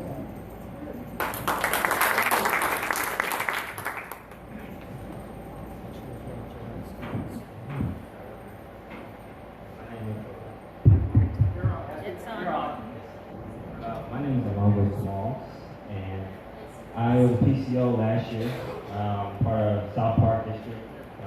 We call it Little Mexico, because that's what it is. And I like being PCO. I think that one of the things that I don't like in this me being an honest person, by being a younger person, is the confusion. I believe if we confuse each other on the amendments and stuff, if it says something in this,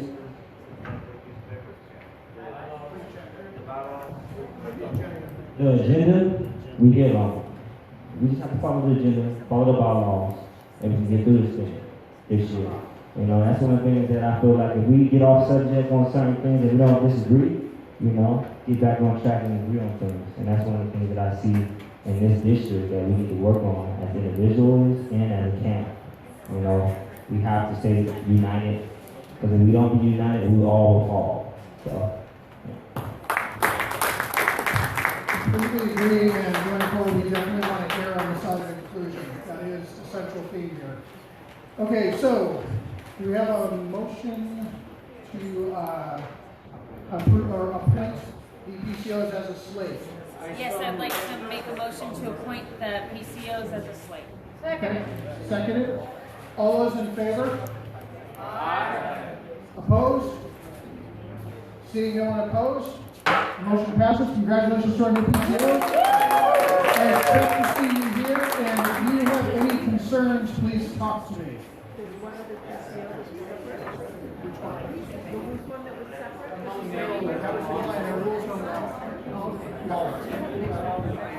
Okay, we are now at the end of the agenda. I am going to call for good of the order. Does anyone have anything they want to say? I have George. If you have a good of the order, please come up to the side here and we will take you in order. Personal question? Yes. What is the good of the order? Oh, good question. So, the good of the order historically has been a time where people come up and say anything they'd like to say. Oftentimes, It's comments about things that are happening either in the state or in the country. Sometimes it's about events. I just heard about the Women's March. I would like her to come back up here in a minute and give you guys a time and date and place. And personally, in the plan that I actually have, that I'd like to hand to anyone who's interested, I would like to go to the order to also be about the good of everybody in this room. And that means if you have a personal problem or something you want to share or something that people could help you out with, I would like people in this room to come up here and actually talk about it. Or if you know of someone who needs some assistance, let us know. We are going to be a community organization, not just a political organization. So, with that said, I believe our first person is the revered and esteemed George Summers. You're on camera. Oh, okay. February 20th will be President's Day, the day before our February meeting. So if we want to organize something on that day down in Olympia, we have to do it now. I usually go, and without talking to anybody else about it, I'll just say I will be on this parking lot at 8 o'clock Monday, February 20th, to drive down to Olympia. I checked the King County website this morning and there's nothing on it yet. But usually what happens is we go to the Sherbrooke building and the LAC, the Legislative Action Committee, has a 2 or 3 hour session. We would attend that. I've already talked to Zach this evening. We could meet with our legislators. I would like to emphasize what is of value to our member activists. And by default, we go and maybe we go to the gallery and hear the proceedings. But we've got a bunch of activists here. I think one of the missions of our organization should be to develop and groom full-service citizens. And to have been to Olympia, to know your way around there, start your education on this thing called politics, grassroots politics. It's a good start. Thank you. Oh, Emily is saying there are other things happening on that day. Crab dinner is not happening that night. It's not? No. But I have. Okay. No crab feed? No. And there's no PCO for it. No, go ahead and finish and I'll talk.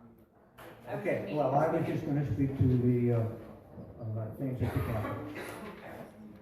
I'll be here at 8 o'clock, February 20th. Thank you, George. And by the way, George is one of the people here who's been the glue of this group for as long as I've been here. So give him a big hand. He's the one who showed me what I needed to be when I was that recovering Republican. And he was like, you need to show up over at the 11th if you want to get things done. So greatly appreciated. Who's next? Becca?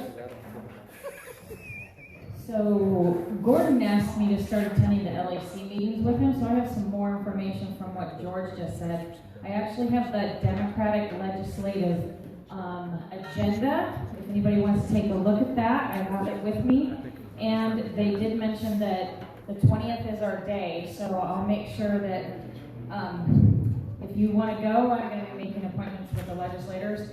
And I don't know if I'll continue this job with the new chair, I don't know. I've been going to the meetings for the last couple, 3-4 months. So, but if you want to look at that, there's that. The meeting had a great presentation from Nicole Macri from the 43rd. She talked a lot about homelessness and some of the issues, some of the bills that are going to be coming through. I have notes on that if anybody wants to see it. And then we heard our own from the 11th, Sean Quinn, is that right? Deshaun. Talk about the use of deadly force. So that there's a bill number now and there's a companion in the Senate, in the House and the Senate. So it was a really good meeting, and I'll have to talk to him if I keep on going. The crab dinner is canceled this year or they may move it someplace else, but it's not going to be on that day because St. Martin's College did their catering contract with somebody else, and they wouldn't allow them to have it there. So until that gets ironed out, it's on hold. I thought they were also having Go to the order. I have Rick, our esteemed former chair. Thank you. There are several voting rights bills that are being filed in Olympia, and I would think that we will support them, but we do have a process to do that. But just to let you know, there's the Washington Voting Rights Act, there's the automatic voter registration, I know there's the 16, 17-year-old voters, or the motor voter, there's the landlord voters vote. Anyway, because that's one of the problems when people keep moving and then they don't update their registration. So hopefully that will solve it if that passes. What else? I can't remember some of them, but there's a whole range of voting bills. We know that we're one of the best voting process in the country, but obviously there's a lot of room for improvement. So hopefully we'll be able to pass some of those bills. I know it's still a challenge because the Senate is still controlled by the Republicans, but good thing Congress is no longer in the Senate. So hopefully it will pass. So some of them will pass. So hopefully we can lobby hard to make sure that happens. Thanks. We have Zach Hutchins here. Do you want to speak? He's your state representative.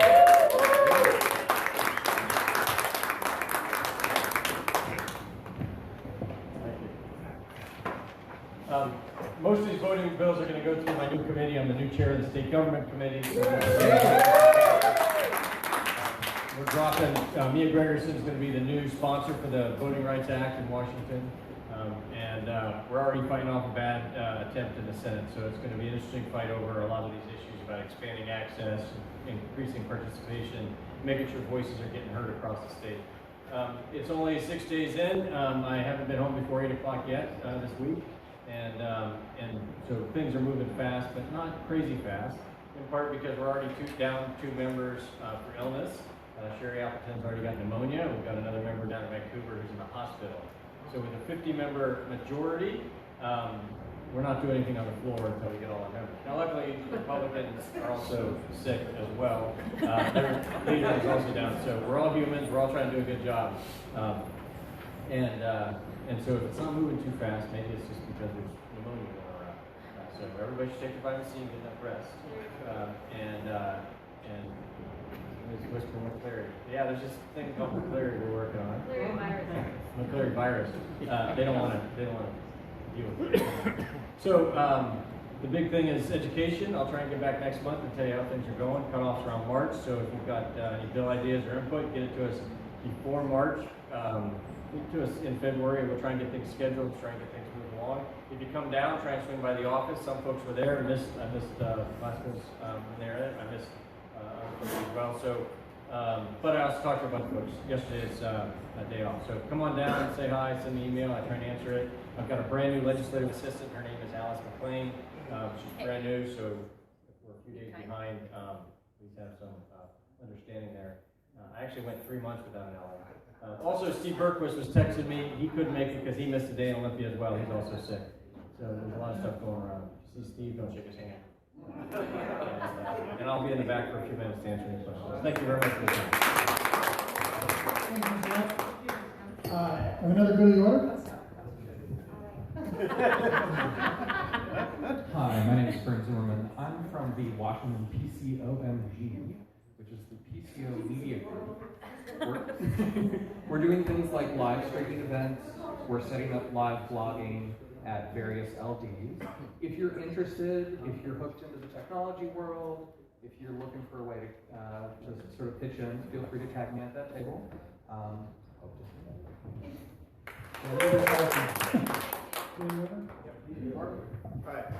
Two things. One, first of all, it was very much a privilege to serve all of you as your vice chair. That's what I do. Almost both physically and metaphorically. Yes, there's still food in the mouth.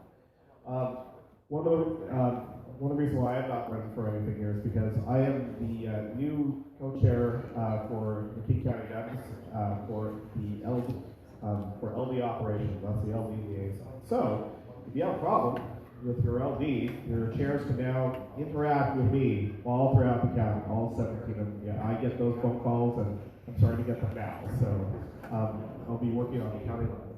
And speaking of all these other levels, the big thing that I know our state committee people are here today, but 2 weeks is going to be the quarterly state party meeting. The state party will be doing their reorganization. We are in the battle right now for a brand new chair for the state party. And so if you would like to watch those sparks fly and bring your popcorn, come down to the Red Line in Olympia, and we would love to see you all there. All as Democrats, you're all welcome to attend these meetings, all of us. So if you have any questions, of course, see your state committee people. But again, it's my privilege and it's our privilege to serve all. Hey, Marvin has been the vice chair repeatedly for this group, as well as several other roles for as long as I've been here. I would suggest people give him a round of applause. All right, does Emily have something to say? I just was wondering, is anybody besides Tina Pavlovsky? Yes, there are three people running for. There are 3 people running for chair. The incumbent, of course, our current state party chair, Jackson Ravens. Tina Pavlodowski, who just ran for Secretary of State, and Roger Flagger from the 30th LD. And I know that our state committee member Robert has a word or two. So I just wanted to say, yes, we're going to be casting our vote for state party chair in a couple weeks. Please find a way to talk to me. If you have some feedback, I'd love to hear it. I should definitely hear all your feedback before I go to that ballot box or go through this process and cast my vote.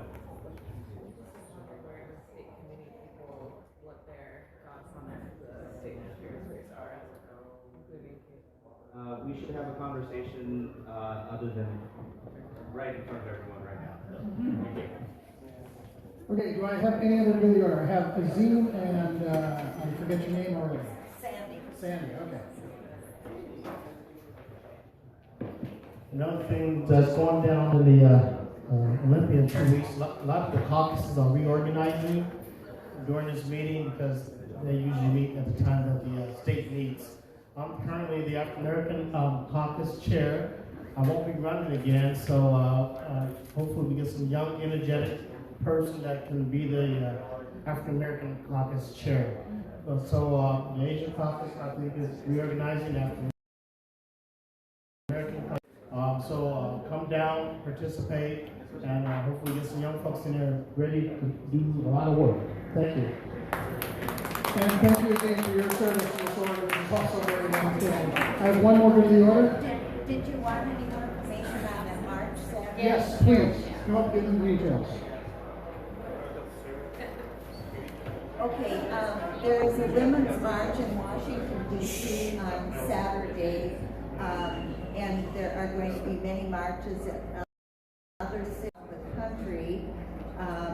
It started in D.C. Its purpose was more to protest what's happening to Planned Parenthood and women's reproductive rights and all that kind of thing with our new president-elect and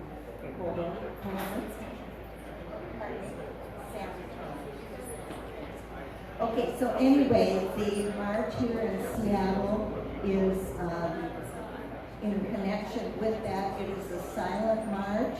It starts in Judkins Park about 10:30. They're expecting thousands and thousands and thousands of people. Seattle has turned their march into more than just women. It's more inclusive for African Americans, LGBT, all sorts of people. The purpose is to channel the fear, anger, and desire into action. I'm reading a little word from the website now. And to funnel this collective energy into supporting, donating to, and volunteering with organizations that have a unified voice. So the comes from the people in the street making connections with other individuals and organizations, and it will end at the Seattle Center, so it'll go on until 4 o'clock. And my daughter and her whole family with a 4-year-old and an 8-month-old are going to watch also. Thank you. One more. We have one more person who wants to speak, and then give the last word. Come up here, but I had to for a second. Sorry about that. Alonzo, but they call me Al. Al, yeah, Al. Oh, Smalls. With an S. Yes. Yeah. Like you killed me, Small? Stuff like that. But I wanted to say was to look at this meeting today. I know I was a little late, so I can't like criticize anybody for being late, because I was like an hour late. But I want to say is, we have to come together, man, as equally look at point of views, but also make a decision, not because our own opinion, but decisions that will be best for the covenant, for us. A lot of people here have to understand that even though we put our own opinion in, we have to look at the people who are outside these buildings right now, the kids, the future. And that's what I believe when I come here. I come here to not put my opinion out there as well, but also to look at young kids who's out there going to school every day. What we do here affects out there. And we have to realize that as individually and as a committee. We have to look at that every time we come in this building. So if we come here at 7, we should be out of here at 8:30. Because we need to come to an exact decision about certain things. Period. Thank you. We'll do our best to live up to this end here. Okay, we have something? Make a motion We have a motion to adjourn. Second. All those in favor? Aye. Anyone opposed? All right. Meeting is adjourned. Thank you, folks. Thanks for putting up with me. New officers. Please report to the front for photographs. reaching out. New officers.